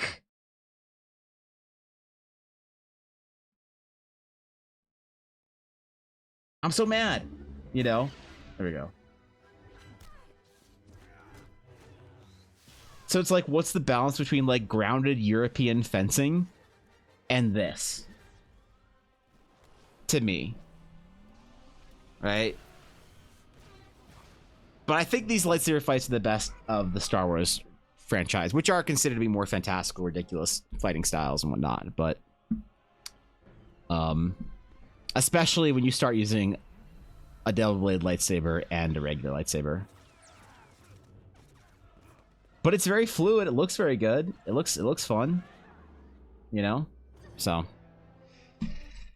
I don't know, bro. We need to make the He-Man nerds happy. You know what I really loved about like the new Star Wars fighting though is Anakin versus Ahsoka.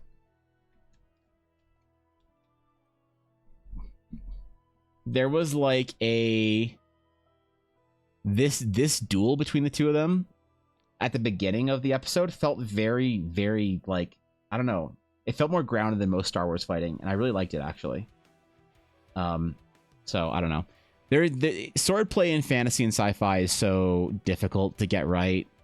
Because if it's too realistic, it's boring. If it's too fantastical, it's not immersive. It's like, I think it's a challenge, you know?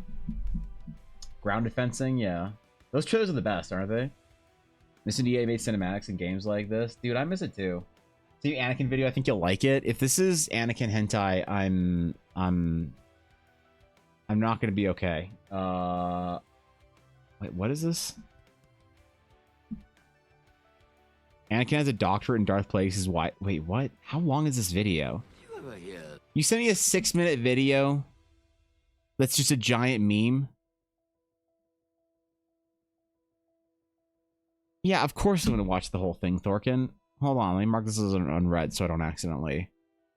Sometimes if someone says, yo, check thing I sent during whatever, and I do, and then I miss it, and I don't go back to it off stream, so I have to mark it as unread so that I didn't lose it. Alright. Alright. Alright.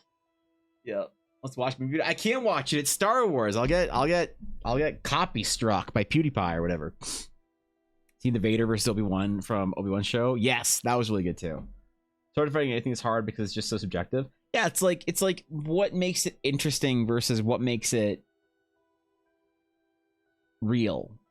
So you never want it, like the more currency you spend or that you build in making things feel believable, the more you can spend on ridiculous shit like sword fighting, I think. You know? Using ad blocker even with premium because YouTube will throttle your performance if it detects an ad blocker now. Wait, do I have an ad blocker on Firefox? I don't know if I do actually. I don't know if I do. I do. Ooh, that's a good point, video. I didn't know that. I think there's two things. First, lightsabers lack handguards, so you use them more like sticks, but that's hard because lightsaber blades apparently stick to one another. They're just behaving weirdly. Right, it's kind of difficult, right? Just ignoring for the sake of enjoying it. I think you'd have more real if they attack the other swords less and go more for the opponent's bodies. Right, yeah. Yeah, I definitely always really loved the old school style of like samurai movie fencing, where it's very tense and very like, But don't forget, I mean, the whole thing with that is that a lot of it is also the Jedi are supposed to have these like reflex whatever, so it's like they're attacking each other's blades because they can see the future and anticipate the whatevers, and they're playing a 3D chess game in 7Ds. So that's like 28 Ds. Like that's a lot of Ds, man. It's more Ds than fucking Twitter after Drake leak. Like it's a lot of Ds, man. You know, it's different when you're playing with like real mortals. They're just like regular mortals. It's like kind of hard to, you know, it's kind of hard to make it interesting and realistic while, you know, because like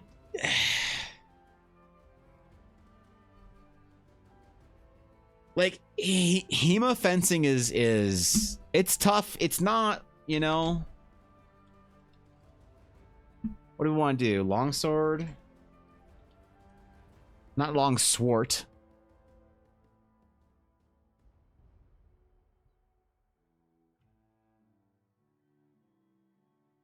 Deep troubled waters. This is when they. Right? Like it's very, and I like this about it. I like the setup. I like the sort of the guards and stuff like that. You know, there's lots about it that's really cool.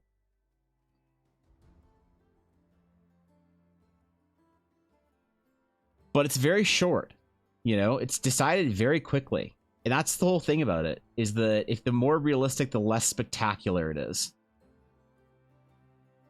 And then what do you do when you have magic involved? It's like, I don't know, man. That's why here's the thing. If I can make most HEMA nerds at least be like, okay, there's some cool stuff in there. That's fine. That's where I'm gonna lose a couple of HEMA nerds by being like, oh, well, that's not exactly like it's fine, you know. Sword Master rates 10 sword fights from movies.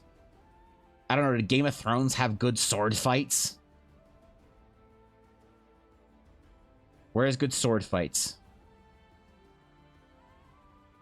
Not that one. Zorro.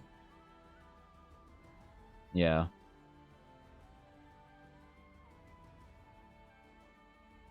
Not Kill Bill.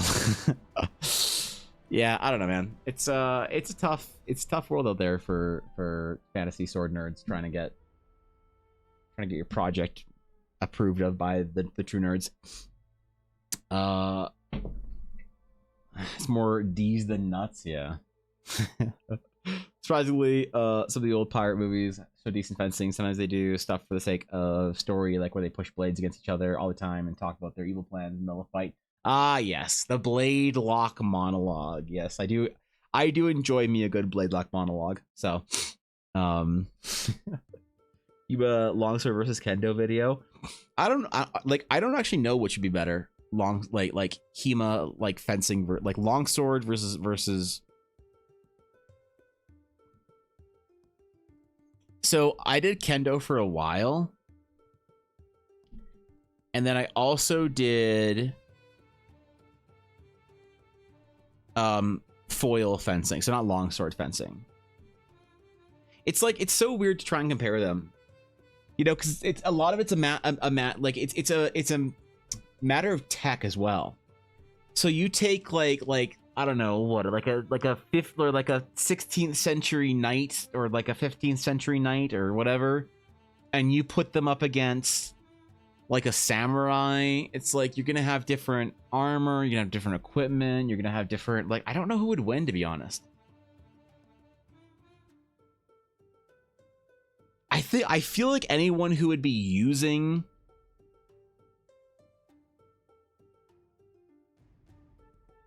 a longsword would probably have superior armor to a ridiculous degree. I don't know. I honestly know. Realistic fights usually quite short, yeah. Fully armored knight fight clubs, they're cool. Yeah, they're pretty brutal. They're kind of crazy. Reasonable HEMA nerds know that it makes a difference whether you want to have something look cool for the WOD watching or if you're fighting effectively, and they can enjoy both. That's the thing. That's why I'm happy making most HEMA nerds be like, okay, that was cool, as opposed to just like, oh my god, that's ridiculous, right? Now I compare Kenjutsu with longsword rather than kendo. I would say kendo is the HEMA fencing equivalent to me, to enough that I feel like you could compare it. Because yeah, obviously kendo is more like a point, like karate sparring as opposed to an actual martial art. But it's the only real representation a lot of people have for like a modern sword fighting. Because like the thing about the people don't get about Japanese martial arts, for like martial arts around swords, for instance, right? This is something I've been a part of for a long time. It breaks into different, like you don't learn one thing. You don't learn how to use Japanese sword. I am Japanese sword master. You learn one style and one thing, and you learn kenjutsu, and you learn kendo, and you learn budo kumite, you learn iaido. You learn all these different things that all sort of compound into generally being able to use a weeb sword and being a weeb sword master, right? But they just kind of wrap it all into like HEMA in the West. So someone who's done both is not comparable because the approach to both are completely different. Well, yeah, it's the thing. It's like I'm trying to figure out a good, like a realistic comparison between like a whatever century samurai and a whatever century knight. I don't know. I feel like the knights would always have the advantage just for armor tech.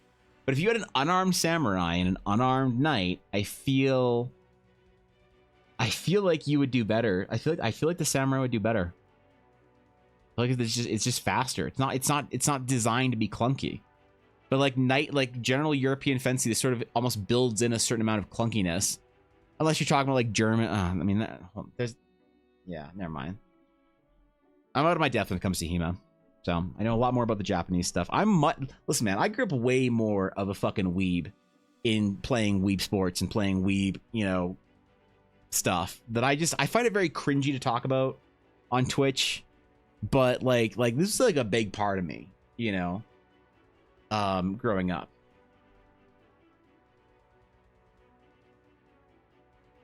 Like I have 2 iaitos, which are basically like fake katanas you use for a specific thing called iaido, which is like, God, it's like, this is why I refuse. I will never speak Japanese on stream. I just feel so cringy talking about it, right? The fucking neckbeard trench coat wearing weebs ruined it for me. I can never embrace that part of my like life or whatever publicly because it just feels too cringy to talk about, reaches everything speed means little at the highest level. Yeah. It's true in HEMA as well. You don't learn all of HEMA. Even if you do long story, you learn a certain style. Yeah, but I mean, it's bro. The what you practice in Japanese martial arts that revolve around holding a fucking sharp thing is a lot more segmented than even HEMA, where they focus on like one fighting style or one thing. It's still like it's more of a holistic approach to a narrowed field in HEMA, whereas in Japanese arts it's like more of like a open thing, the kind of like this amorphous fucking thing that you kind of have to learn all. It's like you go into the swamp and you try and find all the ritual sites to be able to perform the magic or whatever, Man from Game of Thrones versus a samurai, yeah, it'd be a bit different, That's the thing. Like at the end of the day, who has the spear? Who has the spear? That's the real. You want to know the real fucking question of who wins in a sword fight? Which one was smart enough to bring a spear? That's who wins. I personally like my sword is 7 foot long and more of like a hunk of metal type of fighter. Sure, we all watch Berserk, yeah. And 22 katanas, you can't outweave me when it comes to samurai. Oh, I can. Listen, you might have the swords, but like, do you have the time spent in Kyoto doing the thing, going to the dojos, learning the stuff? Oh. Yeah, that's where I can out cringe anyone, is in the actual experience. So, there are photos of me in like full hakama, sword and belt in like Japan, they will never see the light of day. None of y'all are ever gonna see this shit. It's never gonna. There's nothing that could convince me to go into my archive, my fucking vault, and find that shit and put it on the internet. I'm a German, so I never feel weird. I'm talking about Zornhau. I don't know what Zornhau is. I don't know if I just summoned a demon or if that's an actual German word. So the actual weirdos kill your vibe. Sounds like you actually know the culture is not just the stereotypical weird weed shit. It's actually cringe. Well, I don't know how to talk about it without sounding cringe. You know? It's like what you like. All right, here. This is gonna be cringe. You want to see? Here. All right, fuck it. Check this out.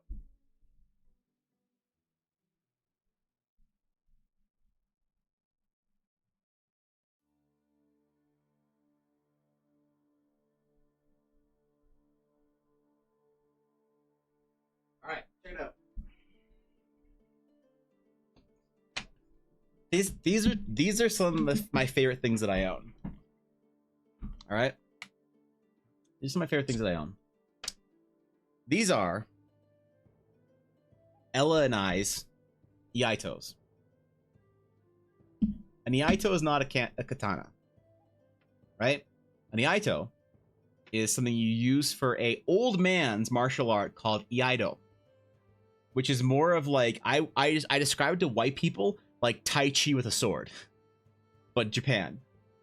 It's part of sort of the collection of Japanese sword martial arts that I really love, and I think it's really fun. And Elle and I got these in Japan, and they have they're personalized, right? There's different you know, details and embellishments, and Tsuya's different and all that kind of stuff. They're dusty. Oof, bottom one's dusty. And these are super precious, and they were very expensive, right? Even though they're not like these aren't sharp. These aren't sharp. They're not supposed to be sharp, right? Because they're for a practice martial art. This is not a sharp sword, and this also isn't strong enough. This is a zinc alloy, right? Because they're not supposed to cut with these. You're supposed to like perform this sort of like martial art with them. Also hard to hold too. But these are also different. These are also sized for us. So Ella is two-ish inches taller than me. I'm about 5'11". I'm about 5'10", 5'11". I think I'm 5'11", and she's about 6'1". So this is hers. It's longer than mine. Mine is a slightly shorter overall length because I'm slightly shorter than she is, right? And she gets to have a lot longer one, even though I think our arm reach is about the same. And so like this represents a big part of my life growing up in my 20s. Judo, Shotokan, karate, all that stuff. It's a big part of my life. But I feel like there's no way to talk about it on Twitch without trying to sound like you're like a cool like weeb kid that wants to sound like you can fucking speak Nihongo Desu and shit. Like there's so many people that covet the like experiences that I've had that I feel like it kind of ruins it makes me not want to talk about it. Yeah, the ones from Tozando, Ella. And it's why I don't ever really bring it up. It's why I don't speak any Japanese on stream. Right? There's almost nothing that could convince me to do that. Sometimes people will post like Japanese in chat or whatever, expect me to like read it or to respond to it or in some way, and I just don't. I think it's fucking cringe and weird and you know. So like, yeah, I mean, it's a big part of my life, man. But I feel so weird talking about it because it's like the cringe weirdos have just ruined it. They've just ruined it, man. So I just try not to bring it up ever because I don't know. I don't know, dog. I don't know what you're supposed to say. I'm a dust and oil those today, actually. I'm a dust and oil them, right? But yeah, I don't know. I don't like. I get what you're saying. Like, don't let the weirdos ruin the thing that's important to me. But it's like, how do I say? How do I say Japanese culture was a huge part of my life without sounding like a weeb? Because I came at it from a weeb perspective. The reason I learned Japanese was because one, I was really progressing through judo, and I wanted to learn the language, and 2, because I wanted to play games that weren't ported over. That's why I learned the lesson, or the language, is because I wanted to play all these RPGs that didn't have English ports, and that's where I learned it, you know. And then, you know, I go and I see like random VTubers speaking half Japanese when it's like convenient on their channel. Someone will subscribe and they'll be like, "Oh, arigato gozaimasu, arigato gozaimasu." I'm like, "What are you doing?" I'm like, "Oh, you know, Nihongo desu hanasemasu ka?" And they're like, "Oh, sorry, I don't speak Japanese." And you're like, "Oh." Nihongo ga hanase desu ka? Yeah. So it's like I don't know how to not make it cringe, because I just cringe when I talk about it. I like all the time Ella and I spent in Japan together, all the time we spent doing shit. It's just like it just feels like how do you like say you have a black belt in judo or whatever without sounding like you're trying to brag? You know, it's like you want to say it so that people understand how big of a part of your life it was, but also it's cringe, you know. I don't know, man. I probably shouldn't let the internet ruin it. It's just I don't want to get clipped out of context being like, "Oh yeah, I spent many summers in Japan going to various dojos," and it's like, "Oh god, shut up," you know. So yeah, so I never talk about it. So I never bring it up on stream. I refuse to ever like post the pictures. I mean, I posted some pictures from Japan in the past, but I was also really fat then, so I don't like those pictures. But fatter, I should say, which is amazing. So yeah, I don't know. I like talking about it, but because it's important to me, but I just feel like fucking disgusting when I do, you know. I know I shouldn't let him ruin it for me, but it just kind of does. It just kind of does. And I wish it didn't. It's actually super badass. Thanks, dude. I appreciate that. Yeah, it was a big part of my life. It's such a good week opportunity. You may have the sword, but do you have the knowledge to use them? Oh god, oh, man, I'm just cringing out of my skin thinking about it. I'm dying. The power of friendship in anime won't make me win every duel to the death. Yeah, no. It's like, you know, the contrast is, I'll show you the contrast of how I feel about myself versus how I sound when I talk about my time like in Japan or whatever.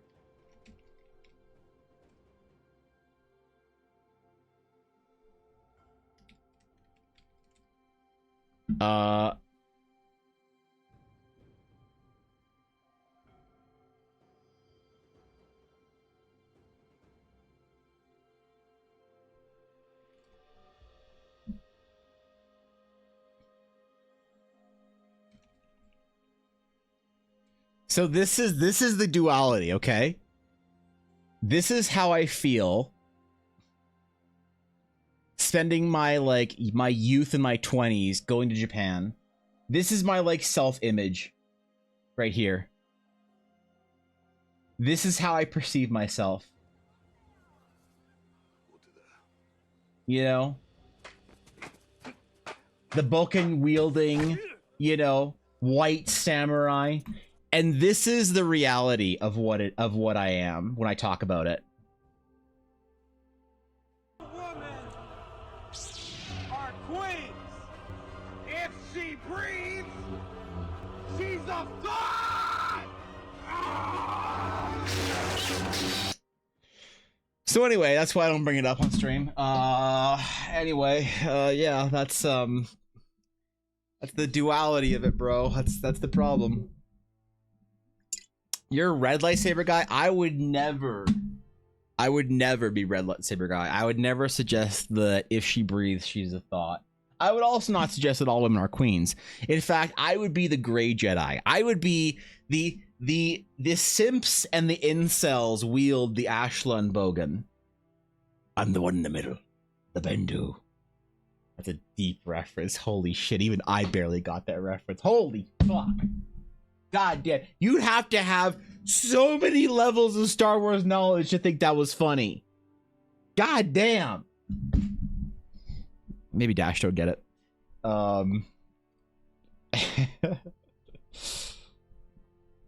Jesus, man.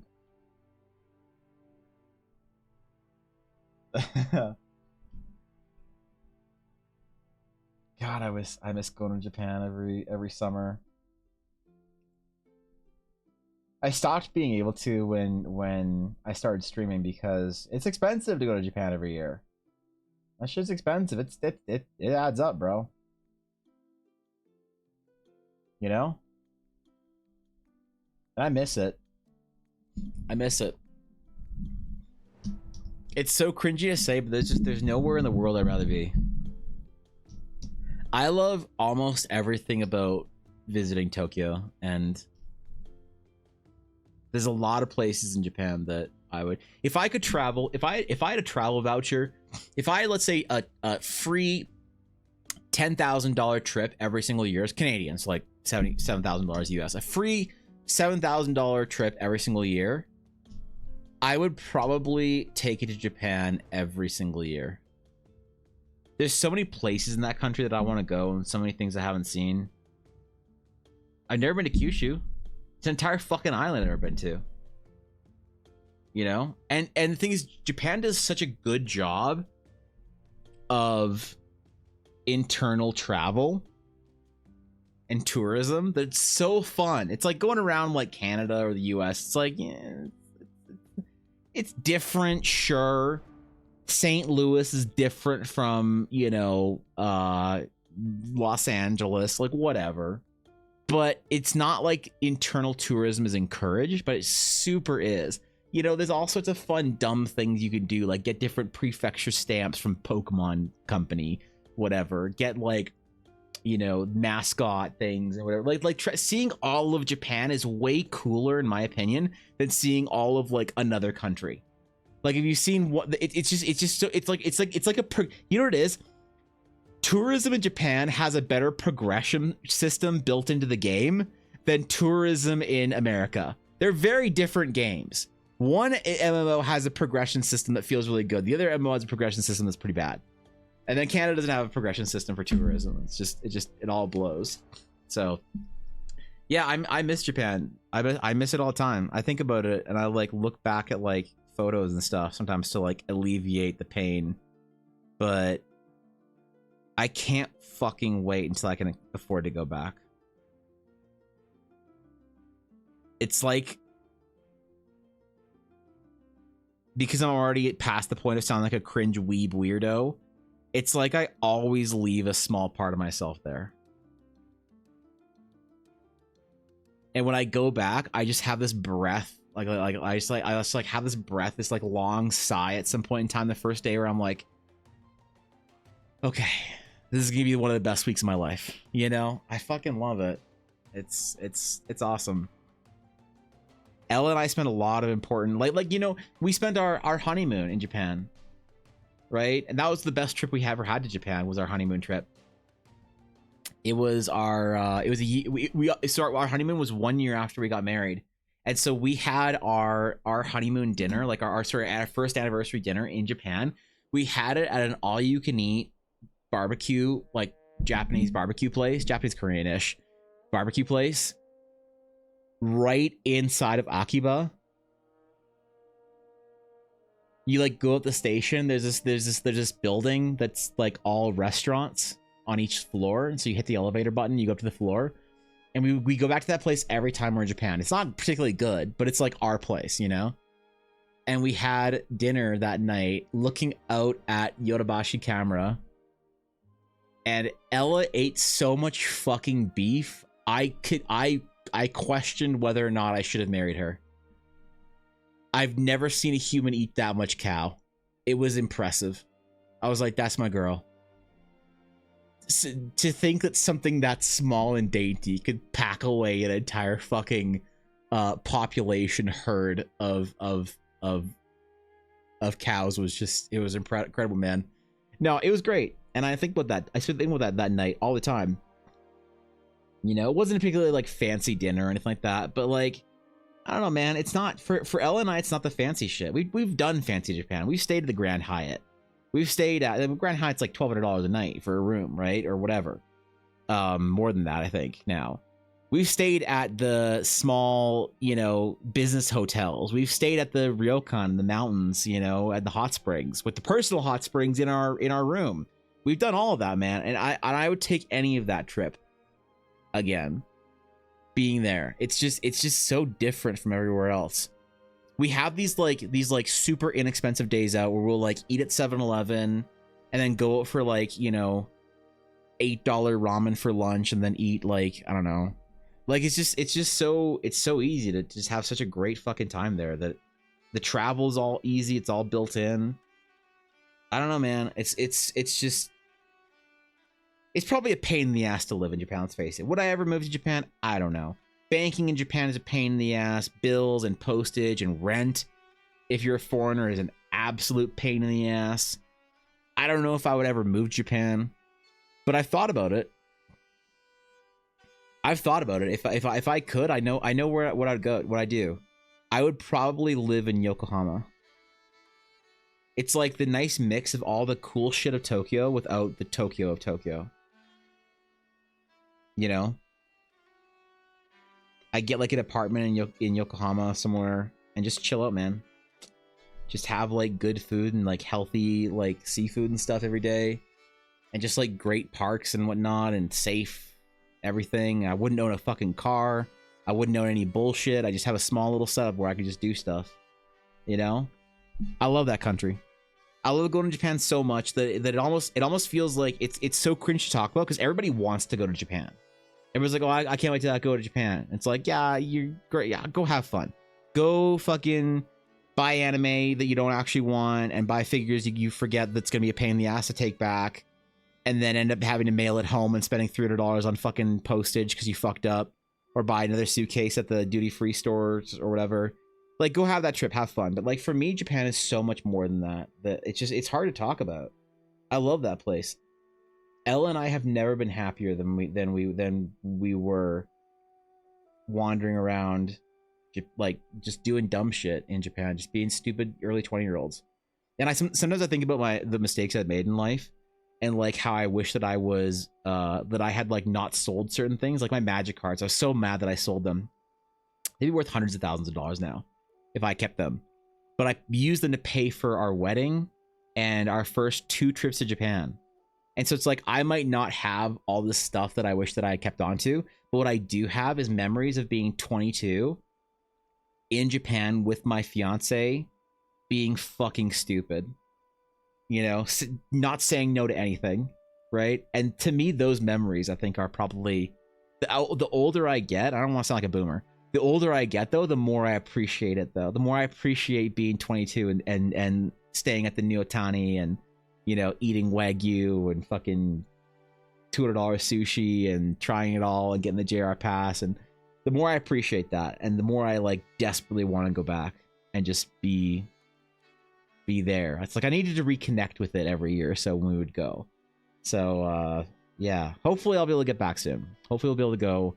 Hopefully Ella's health will figure itself out. We'll be able to travel again outside of North America, right? Because she's allowed to travel to the US for family reasons, but whatever. Her health is still a main concern. And then, yeah, it's expensive. It's really, you used to be able to get a on sale economy ticket to Japan for $800 Canadian. The time that one of the 2 times we went business class, it was $1,500 and $2,500 for our tickets each round trip. Now, that same seat on an ANA plane is like $7,000. It's never gonna happen again. I'm never gonna fly to Japan. Maybe, I don't know, one day in that way. But even though those flights were like so memorable.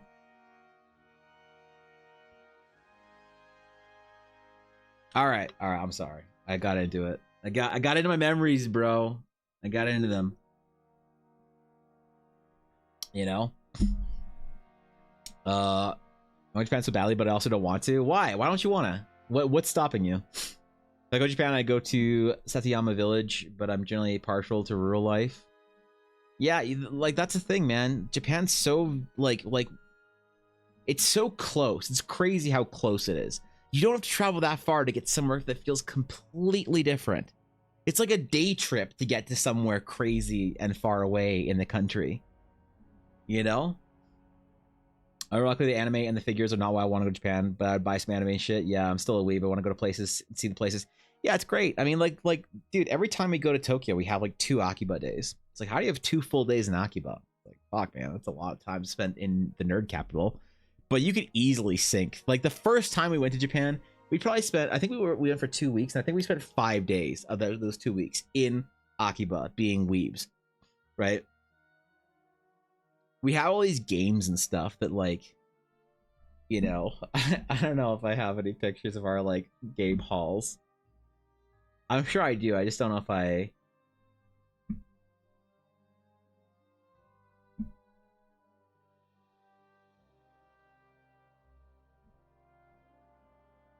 Where would it be? 2014? Hold up. I want to make sure this doesn't open.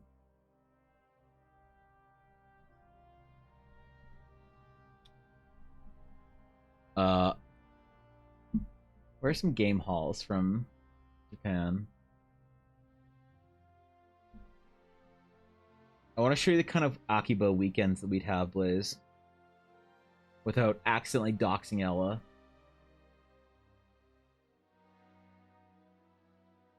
That's like not on my to-do list.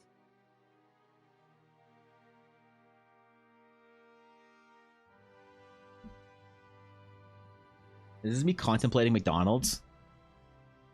This Japanese McDonald's hits different, bro.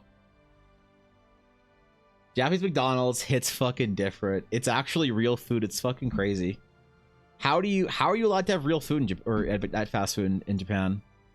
No, I want to find an Akiba hall. Oh yeah, dude. Oh yeah, this is the average day in Akiba. What do you got there, man? There's Blackrock shooter figure, a Miku figure, 2 Miku figures we won, a bunch of Nendoroids, some games that I wanted to buy, a bunch of fucking gacha bullshit from machines. Dude. Yeah, this was a 1-day haul from Akiba. It's probably like $700. I want to, because I remember taking a picture of all the stuff we bought from Akiba, and it was all laid out over our bed, and I was trying to find that picture. But I don't think I'll find it. I think it's lost to the ages. It's somewhere, but is that it? No. No. Oh, too bad, man. Too bad.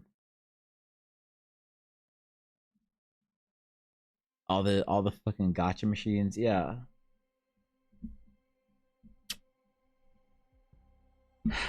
I'm going back soon. I don't know when, but we're going back soon.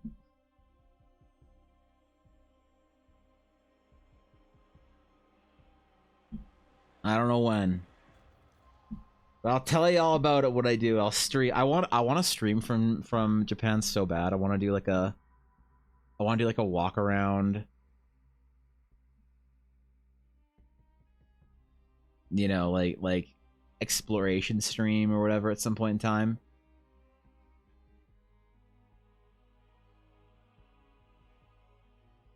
Yeah.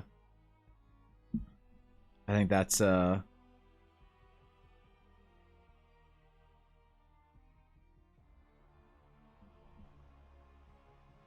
my favorite picture in the world. I wish I could find again. It's buried somewhere, but oh well. Ah well. Go live stream. Yes, dear. Would buy some anime shit for sure. Oh yeah, dude, it's great, man. I mean, you saw our fucking collection of Japanese language games downstairs. You saw how much money I sunk into that and how much money I wasted on all that shit. And I don't regret any of it. I would do it again in a heartbeat.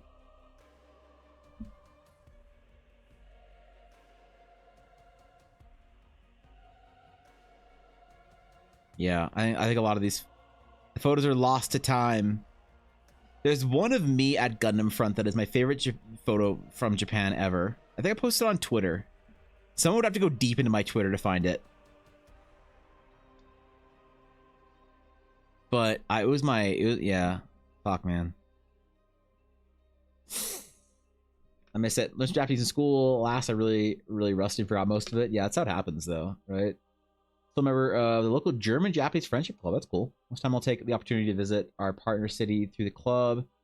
Also have an offer from a karate sensei. Sorry, karate sensei. I could visit and study with him for a while. If I had the funds, I'd sure do that. Yeah. Yeah, the thing is, once you get to a certain point and you're like in whether you're doing like Kyoshkin or Shotokan or whatever, you have to go to Japan to actually test. You can get your black belt in whatever foreign country you're in, like in Canada. But once you want to keep progressing, you have to actually go test in Japan. It's crazy. Those are the best trips. When you and like 8 other dudes from your school are going to go get tested, that's a great trip. Starting cry next to Hema works great together, in my opinion. Yeah, it's fun. Just being 2 weird ass weeb foreigner tourists make it cancel out, so we're just foreigners.